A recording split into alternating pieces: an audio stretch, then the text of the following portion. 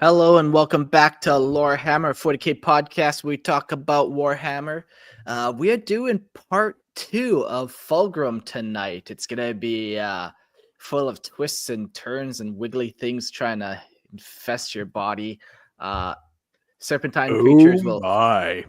Yeah, one of those kind of episodes. So buckle up, strap in, as they say, before Plug they your go holes. to town. Yeah. We're doing a Fulgrim episode, so it should be pretty fun. Some silly jokes, I'm sure. I'm your host, Mark. We also got joining me is Christian. Hey, I'm on the wrong day and the wrong time, but I'm here anyways. Yeah, I just stumbled into this chat room. Yeah. We also have joining us is Gerald. Hello and good evening. Yeah. Hey. So before we get into the episode, let's do some housekeeping. Come join the Discord. We got a lot of fun things going on there. Join the Patreon. We're almost at the spot where we can start affording to do some Discord contests, maybe $50 draws or something like that. Come join the Discord. Shoot me a message if you want to do stuff like that. We're getting closer to the amount we need on the Patreon, though. So Fantastic. And just speaking of join the Patreon, for only $2.50 per month, you get access to the live streams. Sorry, wrong one. You get access to ad-free versions on Spotify. $5 is the live stream. My apologies. But My cats are already possessed by Slaanesh. This is going to be a crazy night. So, yeah, come join the Patreon. Join the Imperium Tide because Emperor Marcus wants you to join and not Slaanesh. So, give all your excess to him, not to. Anyways, if you can, try to put those dollar bills into Mark's waistband too while you're at it. And speaking of live streams, you can join. Also, a benefit to joining the Patreon is you get access to these live streams. So you get in a live chat room during the show, and you can even call in and be a guest as part of the episode. So if you want to, and the three of us are shirtless right now, so like it's definitely worth checking the live stream to see shirtless Christian and Gerald and Mark. If only that were true. That's how you get them in the. That's how you get them in the chat room, and then they realize it's not what was It's advertised. a lie to you. I lured you into a dark spot of the internet. Cool. Yeah. Well, today, man, we are doing part 2. I'm excited to talk about Fulgrim. When I was digesting the episode from the other day, I kind of took away a couple things that I kind of summed up where I'm like, okay, I like that. That's kind of getting me going. Overall, he's not my favorite, but he's not the worst. He has some interesting things happening. So we'll give you a little recap of last episode. Fulgrim, one of the Emperor's Primarchs, one of the sons of the Emperor, he fell on the planet of Chemos. And this was like a mining world that he built back up. It was like this poverty-stricken mining world. Everything's fallen apart. Their STC must have broken eons ago. And he, through some new inventions, through some cool managerial skills, he makes this mining world into a very rich and successful trading planet. He eventually turns it into kind of a planet full of wealth and art, and it's pretty opulent. The planet has that much wealth that it's mining off there. So that's kind of where he's from. Fulgrim, he, from an early age, kind of shows to be driven and to be... everything he does, he tries to pour his all into and think of every possible angle. During the Great Crusade, he did much of the same thing. When invading planets, he would plan the perfect strategy on how to do it, and everyone in his battle line would have to follow that perfectly to the precise movement. Eventually, as the Crusade passed on, Fulgrim found a sword, a very shiny sword from an alien Xenos race, and he fell in love with this sword. And this sword happened to be a demon sword. And now it starts to whisper at him. And we decided that this demon sword sounds kind of like this. I'll get my voice ready so we can intimidate it through so we can summon it throughout the show. Hey, Fulgrim, I think you're a pretty neat guy. You want to go do some genocide with me? It's kind of innocent, but this sword's always whispering sweet nothings into Fulgrim's ear, and it's a voice you can trust. Yeah, man, I like you, Christian. You got a good judge of character on you. The sword says to you. And this sword eventually even extends its corruption to all of the emperor's children. It was a pretty small legion, just due to some genetic things that happened. Abnormalities. Yeah, that happened very on, but it was kind of rebuilt. But it affected this whole legion, and eventually, yeah, they slowly got seduced by Slaanesh into more excess. And then finally, the drop site massacre happens, where Horus reveals he's going to turn traitor, and he chose his favorite men. Fulgrim was one among them, and they bunkered down, and loyalists dropped and started to invade. And that's kind of where we left off. We left off at the drop site massacre 5, not the first time it happens, but the second one. And Ferrus Manus is engaging Fulgrim on the field of battle. As the fiery heat of battle raged across the desolate plains of Istvan 5, Ferrus Manus, the unyielding Primarch of the Iron Hands, looked upon his once brother Fulgrim with a mixture of incredulity and disdain. The Emperor's son had fallen so far, his once pristine ideals corrupted by the treachery of Horus, the War Master. Ferrus, consumed with righteous fury, condemned his brother for the blasphemous path he had chosen, a path of rebellion and betrayal. He believed Fulgrim had lost all sense of reason, for Horus had already been defeated. His forces scattered, his doom certain. The power of the other 4 Space Marine legions would soon crush any hopes of victory for the traitors. So yeah, at this point, in the story, there's 4 legions on the ground, and then the Emperor has 4 legions to go meet them, and then another 3 is reinforcement. So we're right in the middle of this reinforcement where the first Loyalist 4 are going to get reinforced. The legions there are quite a few. We got like Horus and the Emperor's, Horus and the Sons of Horus. Then we got Angron and the World Eaters. We got the Emperor's Children and Fulgrim. And there's one other one. Is it Mortarion and his legion? I think it's the Death Guard, yeah. Yeah. Is it the Death Guard or the Iron Warriors? Yeah. I think the Iron Warriors were they part of the reinforcement group or no? They were. Yeah, they were. Yeah. They were. So, and then that's the first group of loyalists that we have. We have the Raven Guard, we have the Salamanders, we have the Iron Hands, and we have the one other one. I like that you're doing this from memory. This was in It's the Alpha Legion, Mark. Oh, okay. Well, yeah. Thanks, Demon Sword. I'm a good boy, right? Welcome. Yeah. So this battle's huge. They're in the middle of like this huge, massive engagement that I've just thrown you guys into, where there's upwards of 60,000 Marines in the battle. Just huge numbers. Fulgrim, however, smiled with unshakable confidence, his heart filled with the knowledge of a far greater truth than his brother could see. He had already tasted the bitter fruits of betrayal, but it was Ferrus who was blind, still clinging to the naive hopes of victory that would never come. You are the one who is blind, brother, Fulgrim spoke, his voice low with a murmur of contempt, as he gestured toward the northern edge of the Urgral Depression. It is you and your loyalists who will soon be undone. My voice for Primarch translation is just primo. I make it excellent. Just imagine it as better. Yeah, exactly.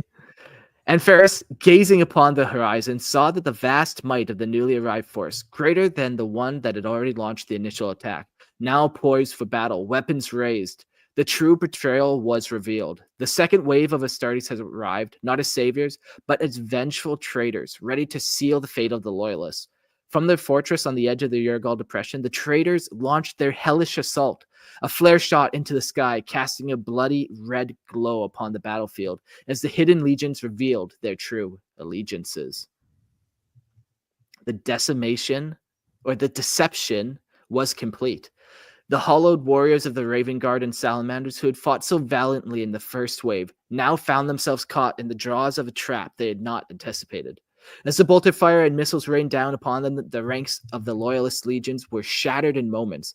The very Astartes that they had thought of as allies, the second waves now turned their guns on them, sowing the destruction with brutal efficiency. Yeah, I remember reading this book too, and like how often they're all just so caught off guard with their brothers turning on each other. The thought of the first like Horus and the first 4 legions falling, that was enough. That was already hard to wrap your mind around. And then he gets another 3 to join him, and then another couple along the way. And every time it's like, we did not think that there's this many traitors out there. Yeah, and it's the way they set up the battlefield to be in the traitors' favor, right? They send the loyalists as like the first wave of the assault. So then when their backup shows up, their backup is behind them. And so now they're caught between the first traitors they're fighting and now the second wave behind them. So they're just getting annihilated. And it was also like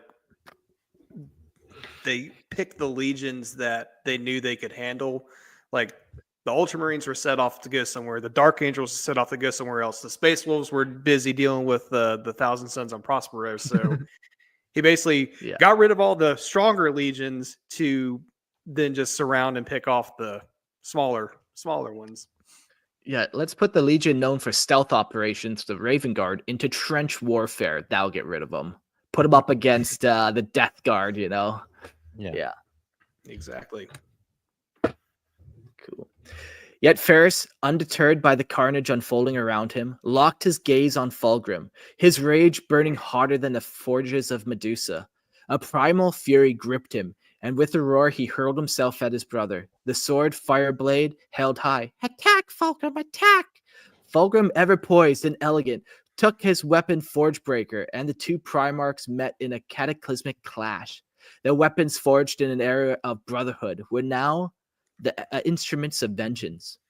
The sound of their mighty blows resonated like thunder across the battlefield.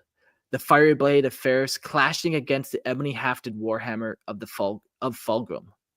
Their war cry echoed through their smoke and blood, their strikes devastating, each one a testament to the depths of the hatred and that had twisted their once strong bond. Mark, I wasn't here for the first episode, but did you touch on their weapons? Yeah, we did talk about the whole trade and how one was forged, and we got into that whole significance scene. of that. Yeah. I guess that was the other thing. You know, I kind of always knew about, like in my summary, I didn't talk about the brotherhood that he had, that we talked a lot about in the last episode with Ferris Manus. You know, they saved each other's lives a couple times and did a couple back and forth, so good times. Yeah, they're the embodiment. They're the embodiment of that meme of like the 2 muscled arms of like. Is that from Predator or from what is that from? Predator. For what felt like an eternity, the 2 titans of war fought with the fury of betrayed brothers. Their armors dented and scorched. The clash of their weapons sparked flashes of lightning as they traded blow for blow, each strike with more desperate than the last. Their hatred was palpable. Their resolve unwavering as they fought for their ideas, now violently at odds. But even as Ferris fought on, grimly determined to end this, Fulgrim's hand was caught in the grasp of the demon's blade, an instrument of dark power he had drawn from the temple of the Laer. As Fulgrim struggled to hold his grip, a moment of clarity washed over him. In that instant, he realized with heartbreaking certainty the price of his choices and the weight of betrayal. He had descended so far, manipulated by the dark powers of chaos. The demon's blade had corrupted him, and his every action, every decision had been driven by a force far beyond his control. Ha-ha, Fulgrim, you're my bitch now, the sword says. Don't make me send a bad word to Slaanesh now. His mind screamed to release the sword, but it was too late. The power of the blade surged around him, and with a tragic swing, Fulgrim's weapon cleaved through the flesh and bone of his brother. Ferris fell to his knees, the agony of betrayal written across his features. Fulgrim, staring across his brother's lifeless body, was consumed by horror. The overwhelming truth of his fall descended upon him like a crushing weight. We were talking a lot on the other episode how tragic his story was. You know, he didn't necessarily want to go to chaos. He was definitely manipulated into it. He was even liked by his brother Primarchs, had a couple good friendships, including this guy. But ultimately, he had to take responsibility. He just cut his brother's head off. So, pretty regretful. It happens. It happens. I asked the other guys, how many times have you fought and killed one of your brothers? And the answers will disturb you. But how about you guys? Why do you think I'm an only son? There can be only one.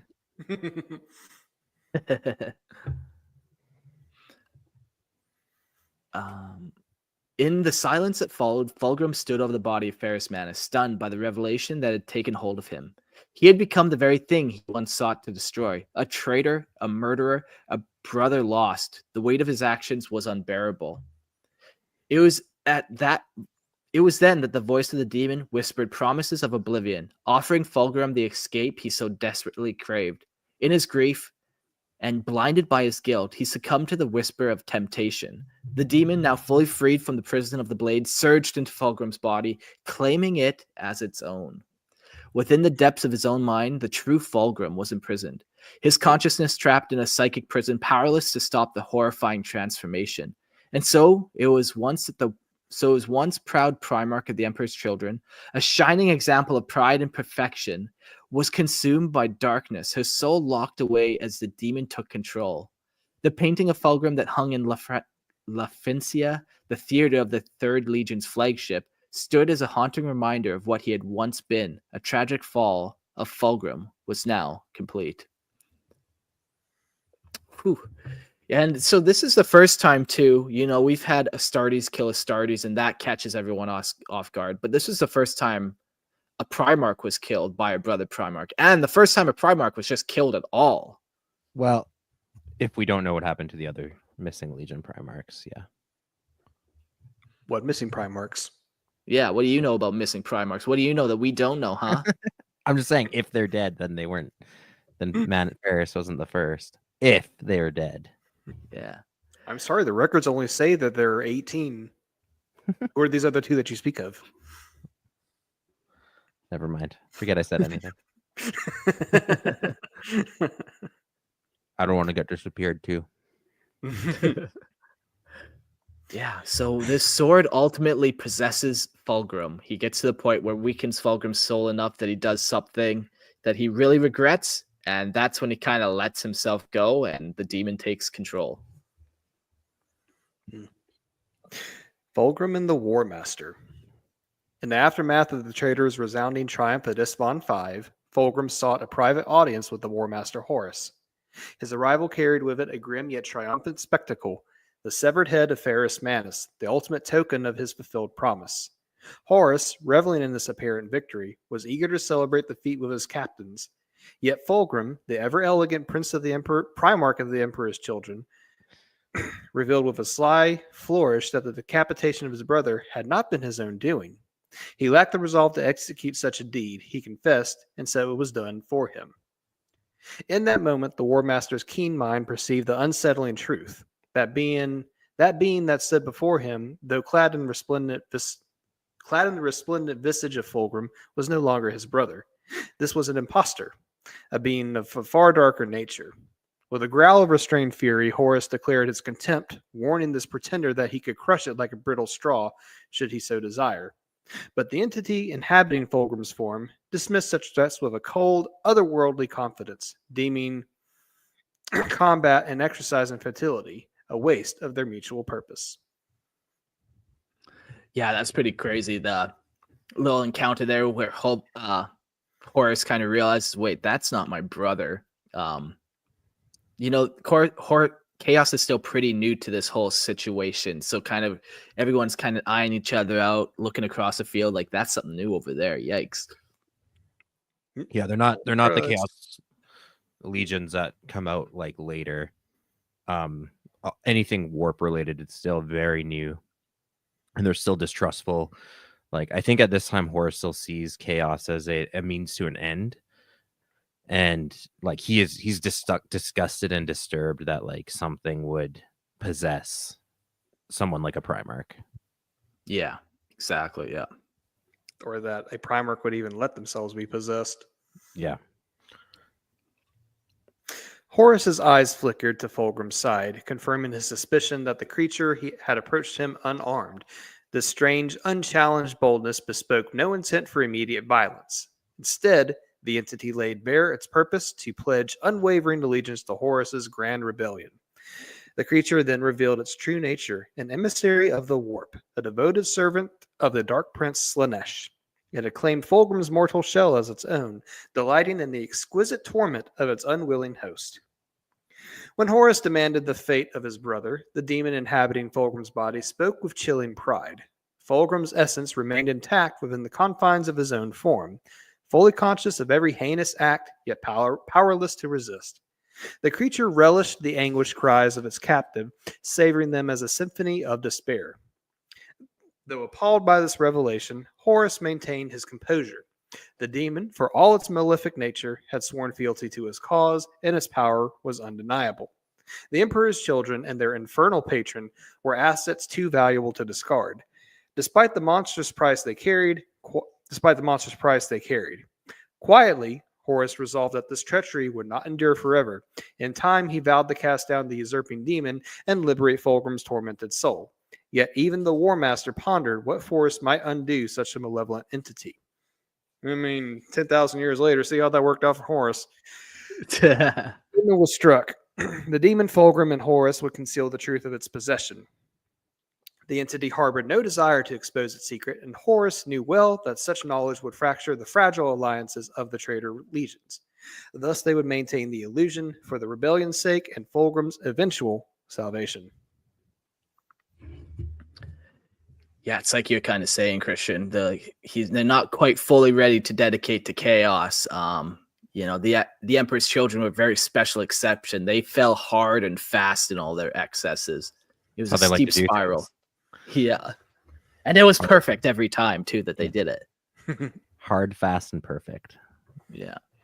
So then, Horus and Fulgrim, they were very good friends. We talked a little bit about it on the last episode, where not only was he really good friends with Ferrus Manus, but also Horus. So this kind of shift, this change, really must have kind of had an impact on Horus too, and the potential dangers of the galaxy out here.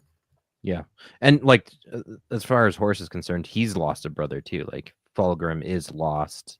This thing that wears his face is not his brother. Mm-hmm. So he's just as much wanting to liberate Fulgrim as anyone.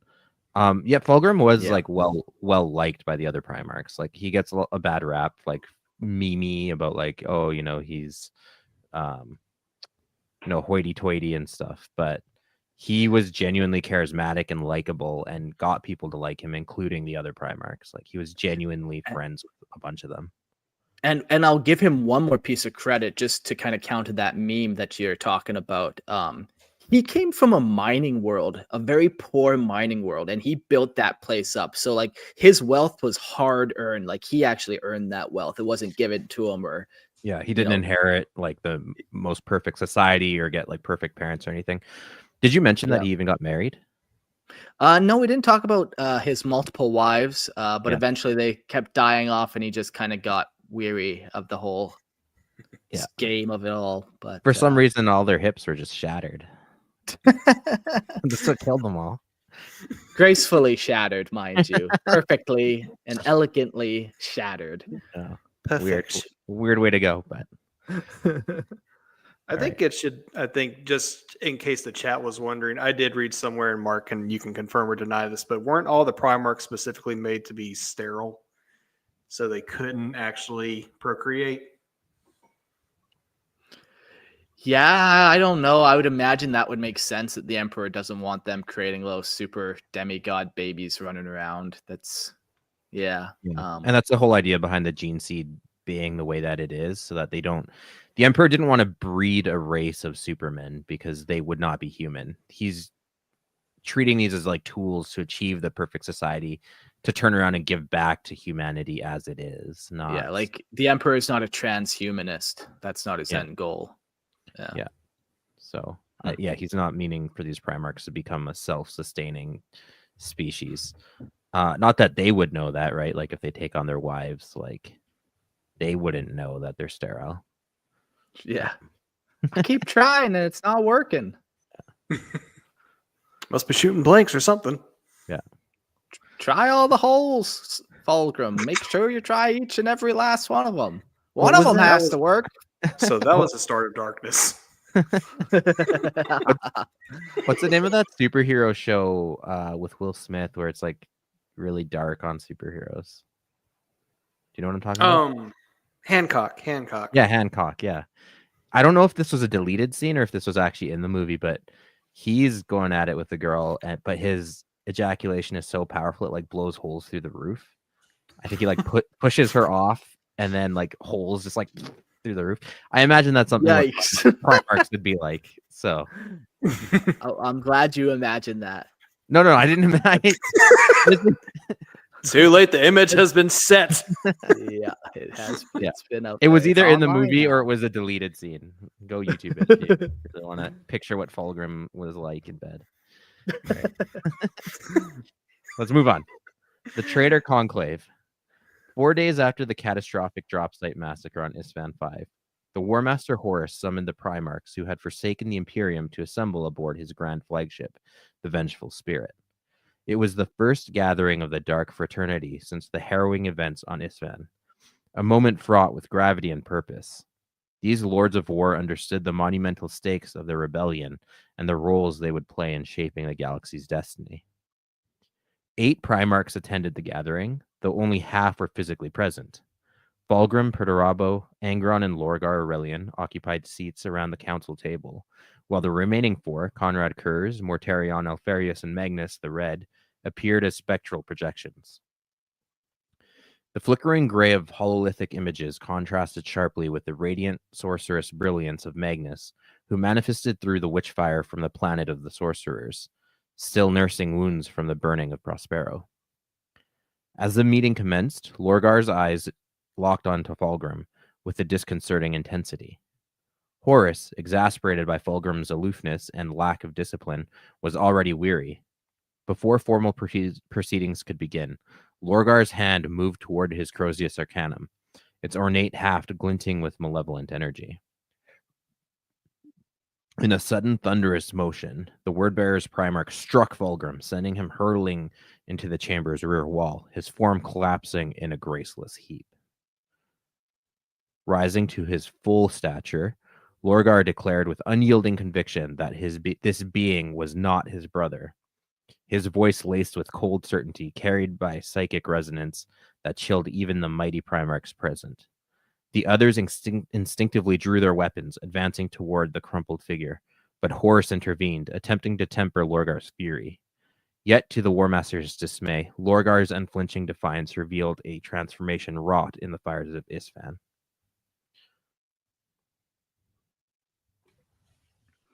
Oh, man, so cool. Like, you get all these Primarchs who run into him, and a lot of them are like, hey, wait, you're not the guy you say you are. But I imagine that the Emperor's children, they don't notice this change in Fulgrim. No one else would, but it shows like just how much above all the Primarchs are. And especially with Lorgar, who is the Primarch of the Word Bearers, who has dealt with a lot of demons and stuff and started to serve the Dark Gods already. He kind of knows this feeling, this force already.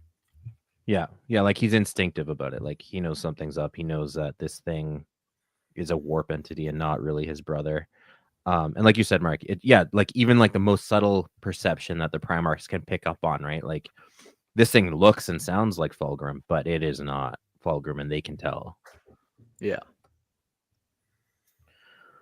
Lorgar accused the creature, masquerading as Fulgrim, of being a hollow shell, its essence usurped by a malevolent force.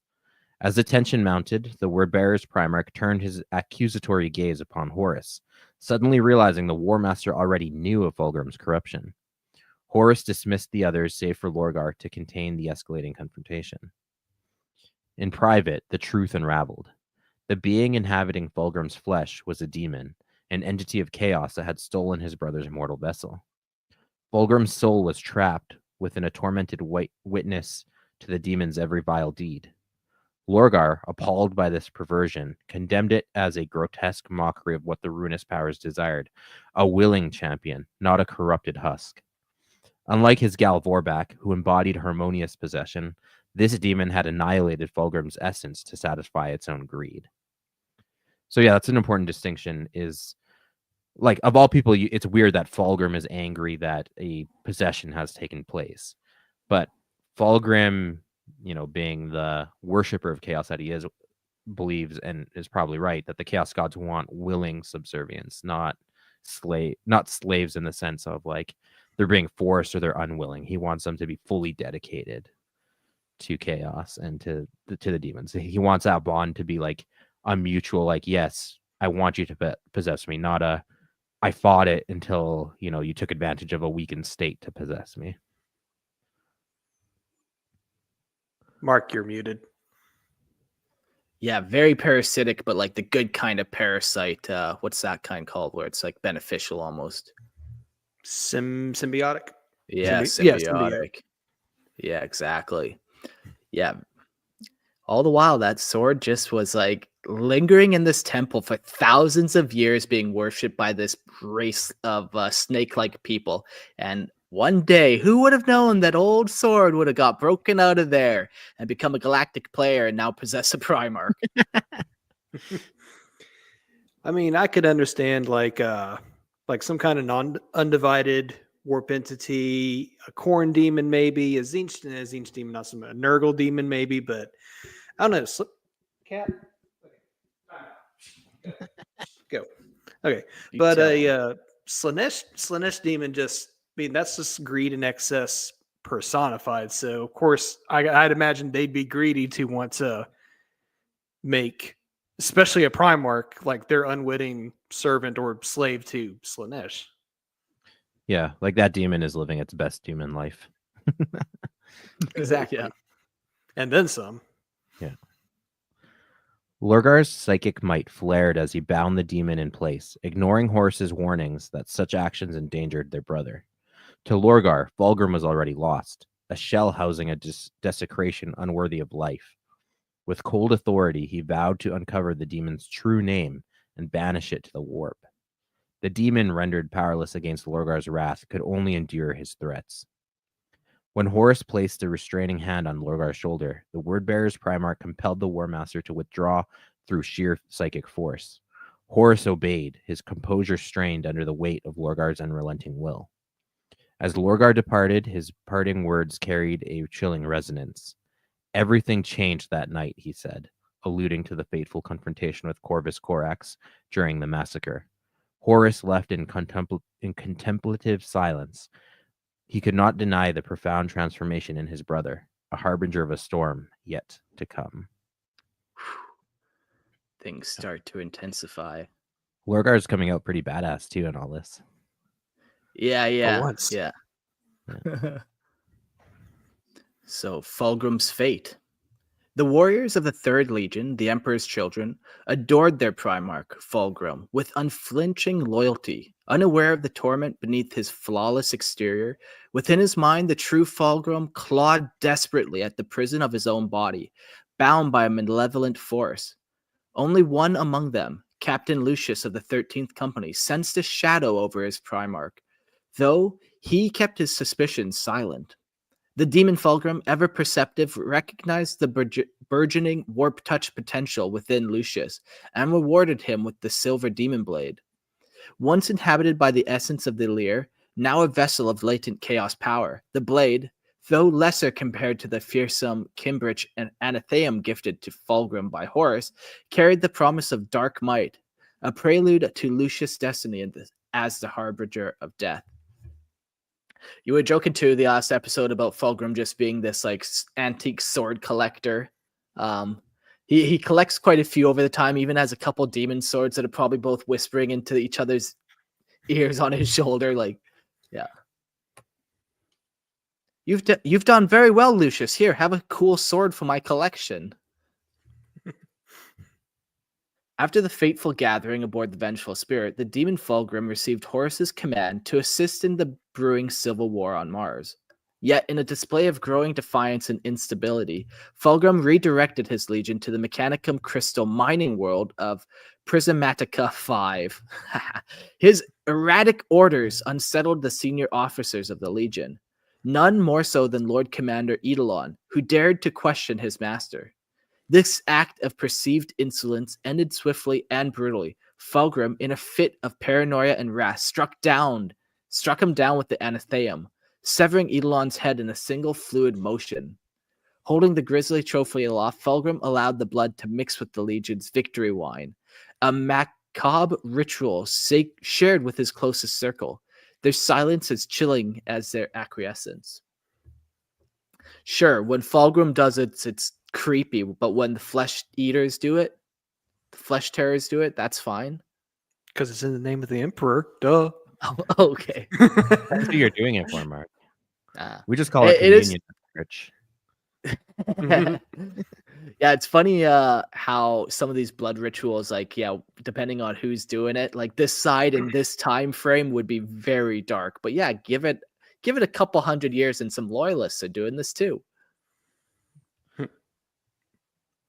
Among the witnesses was Lucius, who viewed the incident not with shock, but with a calculating gaze. Eidolon's death was far from mourned, served as another piece in the puzzle. Wow, okay, here we go. Another piece in the puzzle of Fulgrim's transformation. Lucius, already troubled by dark visions, grew more vigilant. He noticed cracks in the veneer of the Primarch's perfection. His withdrawal from the Legion's traditions, his lack of fraternal connection, and most damningly, his faltering swordsmanship. Oh man, he's like not himself anymore. Like the perfection's starting to go. He was on this really good drug high for so long, and everyone was like, he's doing really good. He's full of energy and life, but now he's done it too much, and his teeth are falling out and starting to get cracked out. Instead of 100% Getting a little effective, he is now meth-based. 99.5% Oh, effective. Shame. Shame. But for a Primarch, that's noticeable. Yeah. Mm-hmm.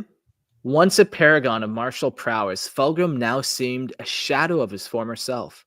The truth became undeniable when Lucius observed the Primarch wielding psychic abilities to destroy Warhound-class Titan during the assault of Prismatica 5, a feat entirely unlike Fulgrim he had known.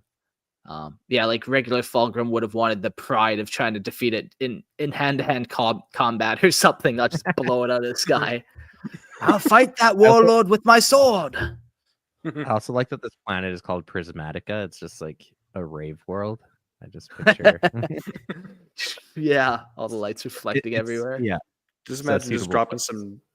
dropping some noise marines just down there and Yeah. Exactly. Prismatica 5. Welcome. Prismatica 5. Yeah, very nice. Haunted by his dreams, Lucius felt compelled to defy Fulgrim's order and investigate the forbidden halls of La France, the grand theater aboard the flagship, the Pride of the Emperor. It was here, amidst the ruin of the Marjavigila's corrupting legacy. Man, what is that word? We talked about it last episode. It's the play. Maraviglia. Maraviglia. Yeah, sounds cool. That play that they kind of came up with. And the Legion's descent into Slaanesh's embrace had truly begun. In the dim light of the shattered proscenium, Lucius discovered a portrait that seemed to radiate a supernatural brilliance. Encased in an opulent golden frame, the painted depicted Fulgrim in his full splendor, adorned in the resplendent armor of purple and gold, standing triumphant before the gates of Heliopolis. Behind him, the flaming wings of the phoenix spread wide, their firelight casting a radiant glow upon the polished plates of and his flowing golden hair. The portrait was a testament to Fulgrim they had revered, a figure of transcendent beauty, charisma, and power. Yet, as Lucius stared at this idealized image, the contrast to the creature now inhabiting his Primarch's form became starkly evident. The painting was not merely art. It was a cruel reminder of what had been lost to the insidious grip of chaos. Yeah, this painting has this kind of soul link with Fulgrim. It was made with blood and piss and shit by this crazy lady who might have been a little late. As all good art is, yeah. Smeared on a canvas and voila! If you don't think it's good, you just don't understand modern art. Yeah, I'm getting a lot of And yeah, portrait like of it Dorian kind of Gray. locked onto Fulgrim's image and presence. Yeah, that's a great movie. Instead of the picture of Dorian Um, Gray, it's a picture of Fulgrim.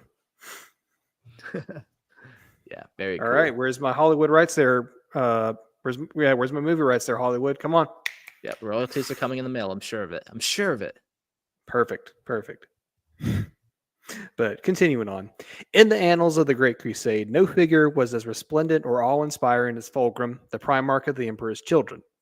In a masterpiece of art and devotion, his likeness was immortalized with unparalleled precision.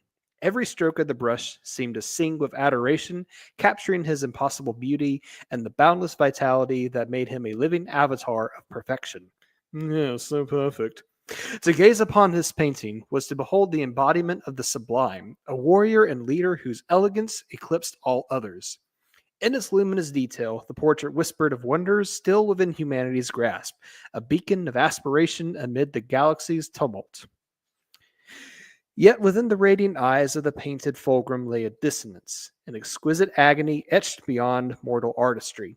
The gaze seemed alive, brimming with torment that only could have been born of some unnatural truth.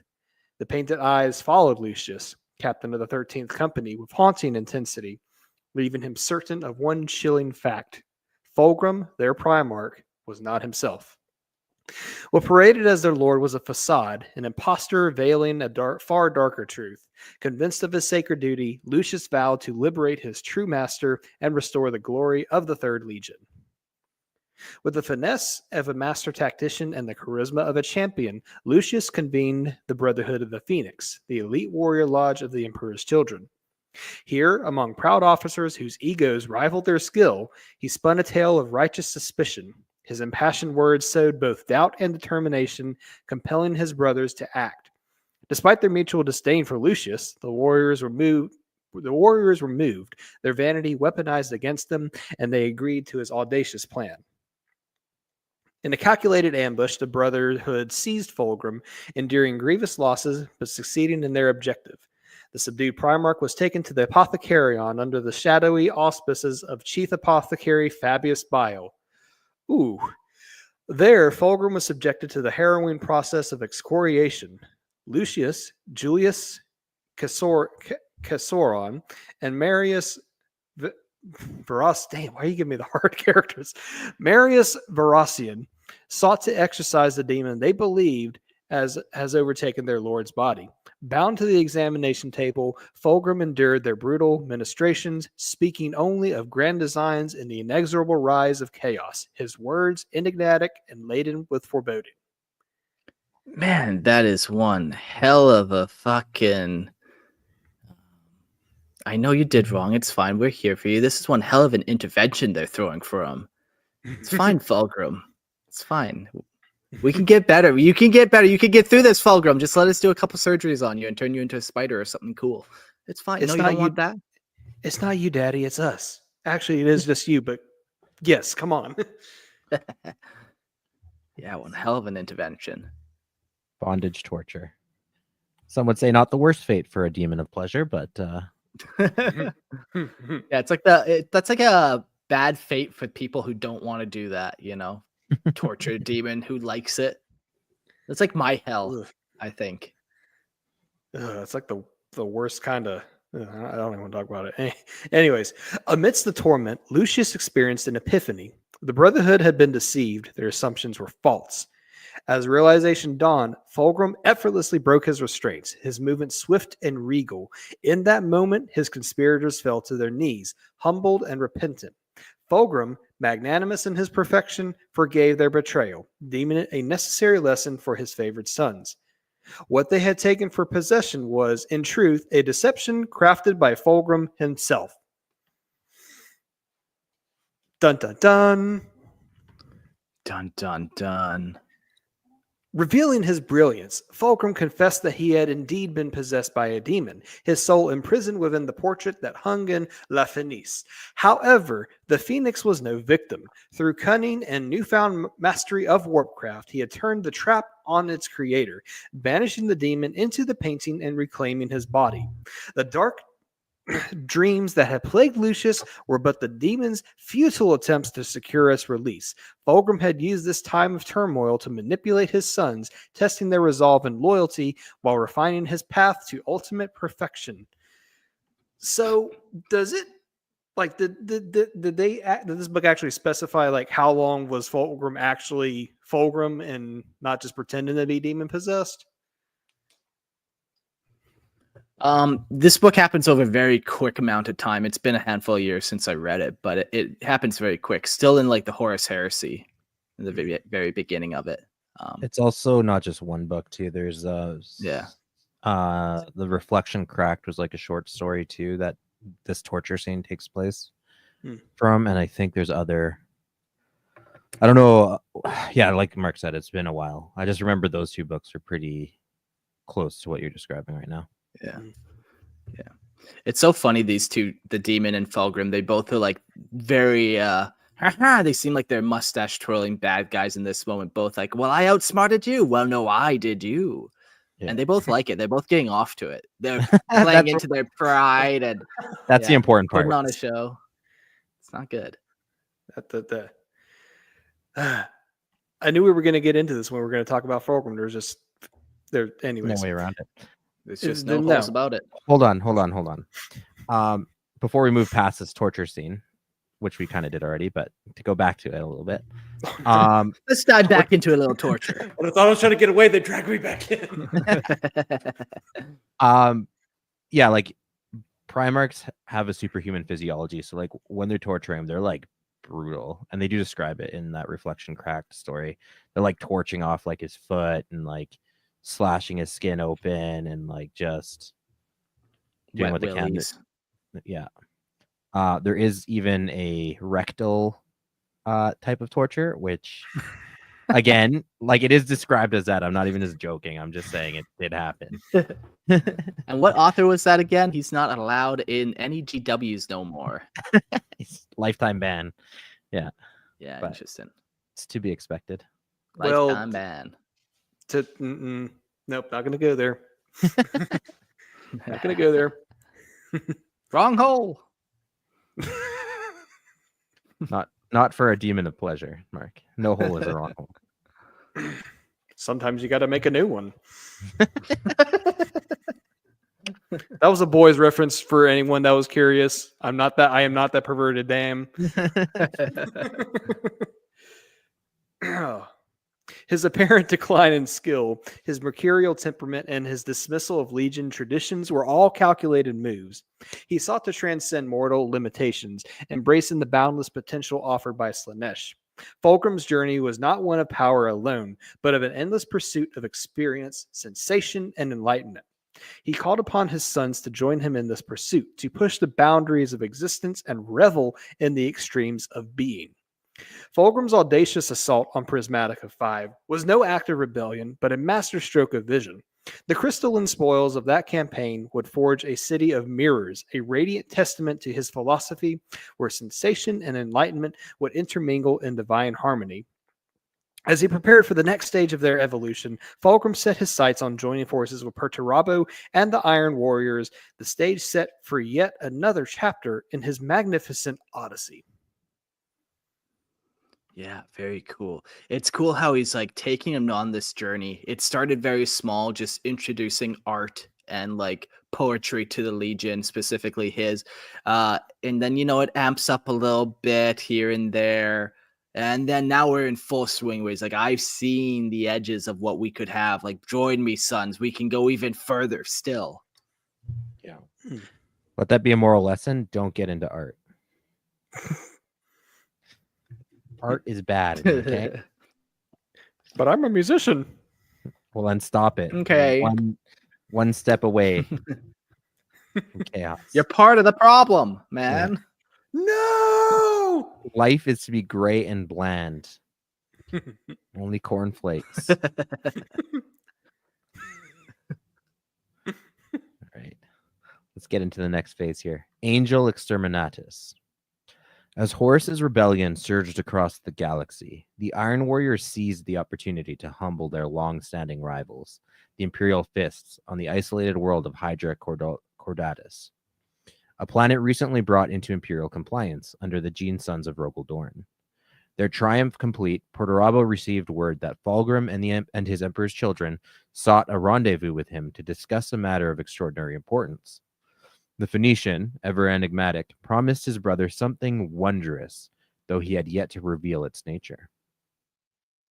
Perturabo, ever the pragmatist, knew Fulgrim's penchant for the theatrical, a trait that he had only grown more extravagant since the Third Legion pledged allegiance to the War Master. That's a nice way of calling him gay. He's become more extravagant. Yeah. I also like how you typed Third Legion as three eyes. The 111 Legion. My notes are typed to perfection, I'll have you know. Are you currently very theatrical and Mark extravagant? My machete down here whispers to me. What's that machete? Kill Christian. Hey, Mark, chop up Christian. Eat his body too. Oh! No one escapes Paradise Reef. A place where all your dreams come true. Very relatable story, honestly. Very relatable. Mark just driving away all his customers. While Perturabo was not one to form a close bond with his fellow Primarchs, he had once shared a tenuous camaraderie with Fulgrim. Both sought perfection, albeit by contrasting means. The Iron Warriors through unyielding discipline and methodical precision, and the Emperor's children through ceaseless pursuit of aesthetic and martial excellence. These divergent paths had once forged a mutual respect, if not affection, between the two. Like I said, Fulgrim was good at making friends with other Primarchs, even ones that aren't known for making friends. Like Perturabo was pretty, a pretty big loner. Didn't make really close bonds with other Primarchs. Yeah. Really, I think just Horus and Fulgrim were his friends. Yeah. Perturabo. He's got that pretty privilege. Yes. I don't know that Perturabo is often described as pretty. Oh, you mean Fulgrim? Yes, of course. Fulgrim, yeah. Of course, yeah. yes. Just make friends with everyone. Yeah. Perturabo suspected Fulgrim's visit was tied to the looming campaign against Mars, a pivotal theater in the War Master's grand design. If the Phoenicians sought the Iron Warriors' assistance in breaching the forged cities of the Mechanicum, Perturabo intended to be prepared. Until confirmation arrived, he resolved to indulge his brother's dramatic overtures and hear him out. As Perturabo prepared his forces, word arrived that the Emperor's children had landed unannounced on Hydra Cordatus. Over 300 dropcraft descended into the valley near the Iron Warriors' encampment. In response, Perturabo marshaled his legion to greet their ostentatious guests. The Iron Warriors' ranks swelled with tens of thousands of Thoracatai, Imperial Army troops, and 200 grand battalions of Astartes, 50,000 warriors in resplendent amber warplate, arrayed in flawless formation. It was a spectacle of power and precision unmatched since the carnage of Isstvan V. Yet, as the Emperor's children emerged from their drop site, Perturabo and his officers beheld a vision both mesmerizing and grotesque. The Third Legion had become an unrecognizable amalgam of riotous color, discordant noise, and warped decadence. The once proud warriors now bore unsettling alterations, their disfigurements and excesses confounding comprehension. Something fundamental had shifted within the Emperor's children, and Perturabo struggled to fathom the purpose of their grotesque transformations. Yeah, it'd be such a crazy difference to see them in this light. They were the Third Legion, and since they were so small, they were originally just like a parade legion.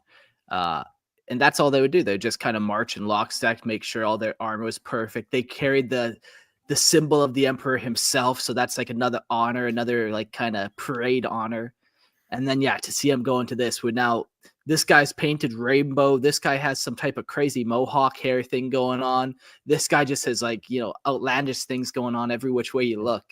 What a difference. Their eyes pulled open, their mouths stretched out, their tongues are extended, just whatever body modifications they can to attain some kind of sensational high. And the other interesting thing too, of all legions to encounter this, is Perturabo, who's already and always has been distrustful of anything, like Of everything, really. of everything, Yeah. yes, but like even more so like chaos. Like even though he joins the Traitors, he's not really loyal to chaos. He's loyal to himself, and he like disdains like the demonic and everything like that. So of all the legions to see this parade coming out is just like off-putting. Like, what happened? I mean, it's like a big fuck you to the Emperor. Like the legion that's supposed to bear his symbol, like the perfect legion, quote unquote, just like is reduced to this. Like, ugh. It's a good 1990s "Don't do drugs, kids" commercial. Yeah. It's like Don't a do drugs. This is you before. This is you after. Yeah. Don't do school. Stay in drugs. The messaging got mixed in Gerald's mind. He mixed up the propaganda. Yep. It's good advice still, though, I think. I swear the more we just keep talking about this Primarch, it's just bringing out the worst in all of us. In the privacy of Perturabo's command bunker, Fulgrim revealed his purpose. His offer was as seductive as it was audacious.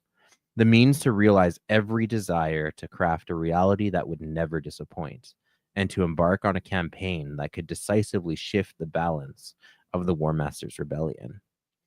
Fulgrim proposed a joint venture, a glorious endeavor to achieve the unimaginable. The heart of Fulgrim's plan lay in a venture to the warp storm that had haunted Perturabo's dreams since the earliest days. Within the storm lay an ancient forbidden Xenos weapon, the Angel Exterminatus. This artifact of unspeakable power was entombed in a prison so catastrophic that the very stars had rebelled against its existence, sealing it away for eternity. Fulgrim's enticing vision promised not only glory, but the ultimate weapon to crush their enemies and cement their dominion. Though Perturabo harbored deep suspicion of his brother's altered nature and motives, the prospect of unlocking the mysteries of the Angel Exterminatus and fulfilling his ambitions was a temptation too profound to ignore. In Fulgrim's proposal, Perturabo glimpsed the possibility of unparalleled power and the resolution to his restless dreams. And so, the Lord of Iron agreed.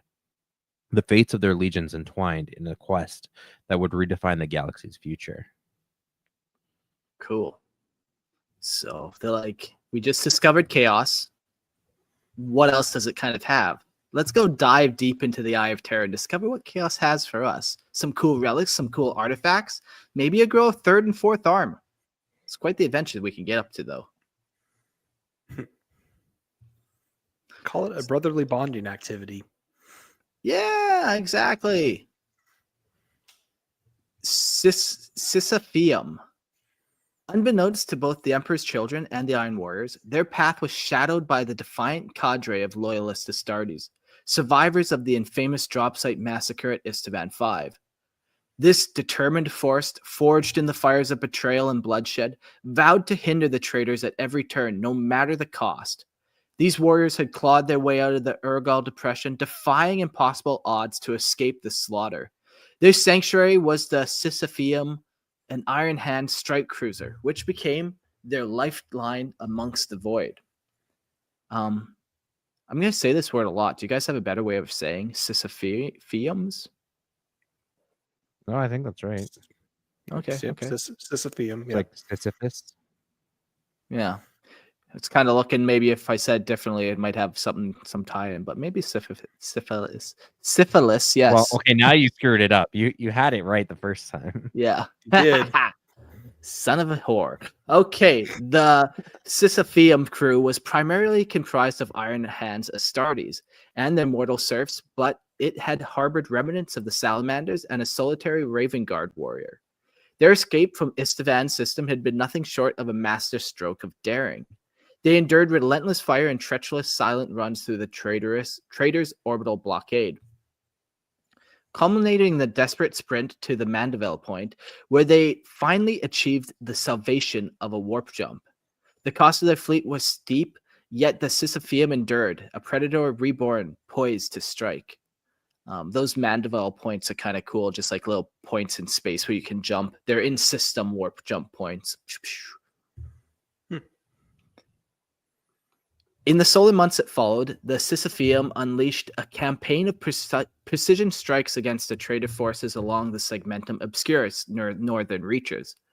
Like a lone predator haunting the darkened sea, the Loyalists preyed upon the War Master's supply lines and vulnerable scout fleets. Lumbering supply hulks laden with munitions and mortal soldiers, cartography ships and vanguard crafts seeking flanking routes fell to the audacious ambushes. Their mission was clear: disrupt, harass, and bleed the traitors dry while the scattered loyalist forces regrouped and reorganized. This is a cool little force of Astartes just going on a wild hunt here. And if one of them dies, it's just like, well, that was what we were all going to do anyways. See you in hell, brothers. This guerrilla campaign evolved into a strategy of attrition, devised when contact was established with other loyalist survivors. Bereft of cohesion to fight on conventional battlefields, the remnants of the 10th Legion and their allies chose to become a persistent thorn in the flank of the traitor Leviathan. They distracted the behemoth, delaying its advance and weakening its resolve before it could strike at the heart of the Imperium. Among their most pivotal victories was the operation of Cavor Satra, with the Iron Hand, Sabek Wayland, and the Lone Raven Guard, Nikona Sherokin, captured an unholy creation of the Dark Mechanicum, the Unlingual Cipher Host, or Cryptos. This hybrid abomination, a living cryptographic key, had rendered the traitors' communication impenetrable. With the Cryptos in their possession, the Loyalists finally unraveled the traitors' encoded transmissions, gaining critical insight into their movements. This is giving me U571 vibes right now. The whole Enigma machine thing from the Germans during World War II. That's kind of what this is reminding me of. Okay. Yeah, this is giving me vibes of like a little scrap code type similar thing where it's like some type of AI bot designed for a little thing. This one, the Cipher Host, bunch of little keys, transcriptions and stuff. Cool. It was through these decrypted messages that the Sisypheum's captain, the Iron Hands, Alrek Branathan, learned of the gathering between Fulgrim and Perturabo on Hydra Cordatus. The revelations did not end there. The communications unveiled Fulgrim's intent to venture into the Eye of Terror to unearth the Angel Exterminatus, an ancient and forbidden Xenos weapon of unimaginable power. Realizing the catastrophic implications of such a discovery, Branathan resolved to intercept the traitors. Their journey toward Hydra Cordatus and the Great Warp Rift was perilous, but they were not without allies. A mysterious Eldari guide whose motives remained inscrutable lent their aid, steering the Sisypheum through the labyrinth paths of the galaxy. United in purpose and unwavering in resolve, the Sisypheum's crew embarked on the fateful mission to thwart Fulgrim's ambitions and deny the traitors their prize. The battle ahead promised glory or obliteration, but the Loyalists stood undaunted, their defiance a radiant beacon against the encroaching dark. Cool, so we got this band of counter-heroes now coming together to see if they can stop Fulgrim from getting the Angel Exterminatus. Crone World. The united fleet of traitor vessels from the Iron Warriors and Emperor's Children set their course for Idris, a lost Eldari world steeped in myth and shadow. Once graced by the favor of Liliath, the Eldari goddess of fortune and dreams, Idris held a place of reverence in the annals of their ancient empire. It was one of the fabled Crone worlds, the shattered remnants of the Eldari's once majestic dominion. These worlds lay at the heart of the Eye of Terror, their destiny intertwined with the cataclysmic birth of Slaanesh and the creation of the warp rift that consumed their civilization. Idris itself defied the chaos of its surroundings, maintaining an eerie stability at the core of the Eye of Terror. Anchored impossibly amidst the gravitational maelstrom of a supermassive black hole, the planet stood resolute in the midst of a cosmic inferno. This singularity, a monstrous vortex of destruction, devoured light, matter, and even time itself, while spewing forth unholy matter into the void, a dark portal to an unfathomable realm. Amidst this hellish confluence of forces, Idris endured its unyielding existence, an enigma of both fate and defiance. The traitor Primarch's ultimate objective lay deep within this haunted world, the sepulchre of Isha's doom, nestled at the heart of the formidable citadel of Amun Nishak Kalis. That's what I'm going with. This citadel guarded the threshold of the prism tomb of the Angel Exterminatus, a weapon of unimaginable power coveted by Fulgrim and Perturabo. Before committing to a full-scale invasion, the Iron Warriors initiated a devastating orbital bombardment, a prelude worthy of their mastery of siegecraft. The bombardment was cataclysmic. A cone of fire descended upon Idris, obliterating millennia-old structures in mere moments. The planetary crust was scorched and pulverized, leaving a barren, smoldering wasteland encircling the citadel. Towering walls, ancient temples, and soaring spires stood isolated amid an inferno of planet-cracking force. The citadel of Amon Nishak Kalis, a fortress of defiance, now loomed as an island amidst a sea of ruins. In the aftermath of this apocalyptic strike, the traitor fleet unleashed its might. Waves of thunderhawks, stormbirds, and heavy planetary landers descended from their embarkation decks, filling the skies with dark promise of annihilation. Bulk tenders moved into low orbit, releasing an unrelenting tide of troop carriers, armor lifters, and supply barges. Majestic gravity-defying mass landers brought the colossal titans of the Legio Mortis into the battlefield, their imposing forms a testament to the traitor's unbridled martial power. This was but the vanguard. 8 additional waves of invasion forces would follow, delivering the combined might of 2 Space Marine legions and their vast contingents of mortal auxiliaries. The assault on Idris was not merely a battle, it was a symphony of war orchestrated with a relentless precision and unmatched ferocity. Every act, every moment carried the mark of perfection and the indomitable pride of Fulgrim's grand design. The dark prize of the Angel Exterminatus drew near, and with it the promise of unparalleled glory or annihilation. The scale of all the battles in the Horus Heresy is crazy. They got all this stuff. They've got Titans there. They got Mechanicum stuff going on. It's just such massive things. And this is just the human side of everything. We're not even talking about Eldari, Necrons, any of that stuff. Yeah. Yeah. Oh, man. So we get this huge planetary battle. Amon Nishak Kalis. What does that even mean? What demon speak did you just make me say? It translated into... Yeah. Yeah, it means you owe me a pizza. So it's not too bad for you. Yeah, I've struck worse. Say a bunch of times, and then it's a lot darker. Yeah. All right. The assault of the traitor legions upon the fabled citadel of Amon Nishak Kalis commenced with a display of calculated aggression and unrelenting determination. Merely 5 solar hours after their arrival, even before the full fortifications were complete, the traitors advanced. The route to the citadel lay tantalizingly undefended, a detail that reeked of treachery to the ever-suspicious Perturabo. His Iron Warriors, ever the masters of siegecraft, established an impeccable defensive formation, a layered barbican, a fortress of retreat should events turn grim. In stark contrast, Fulgrim's Emperor's children surged forward in a chaotic symphony of extravagance and ferocity.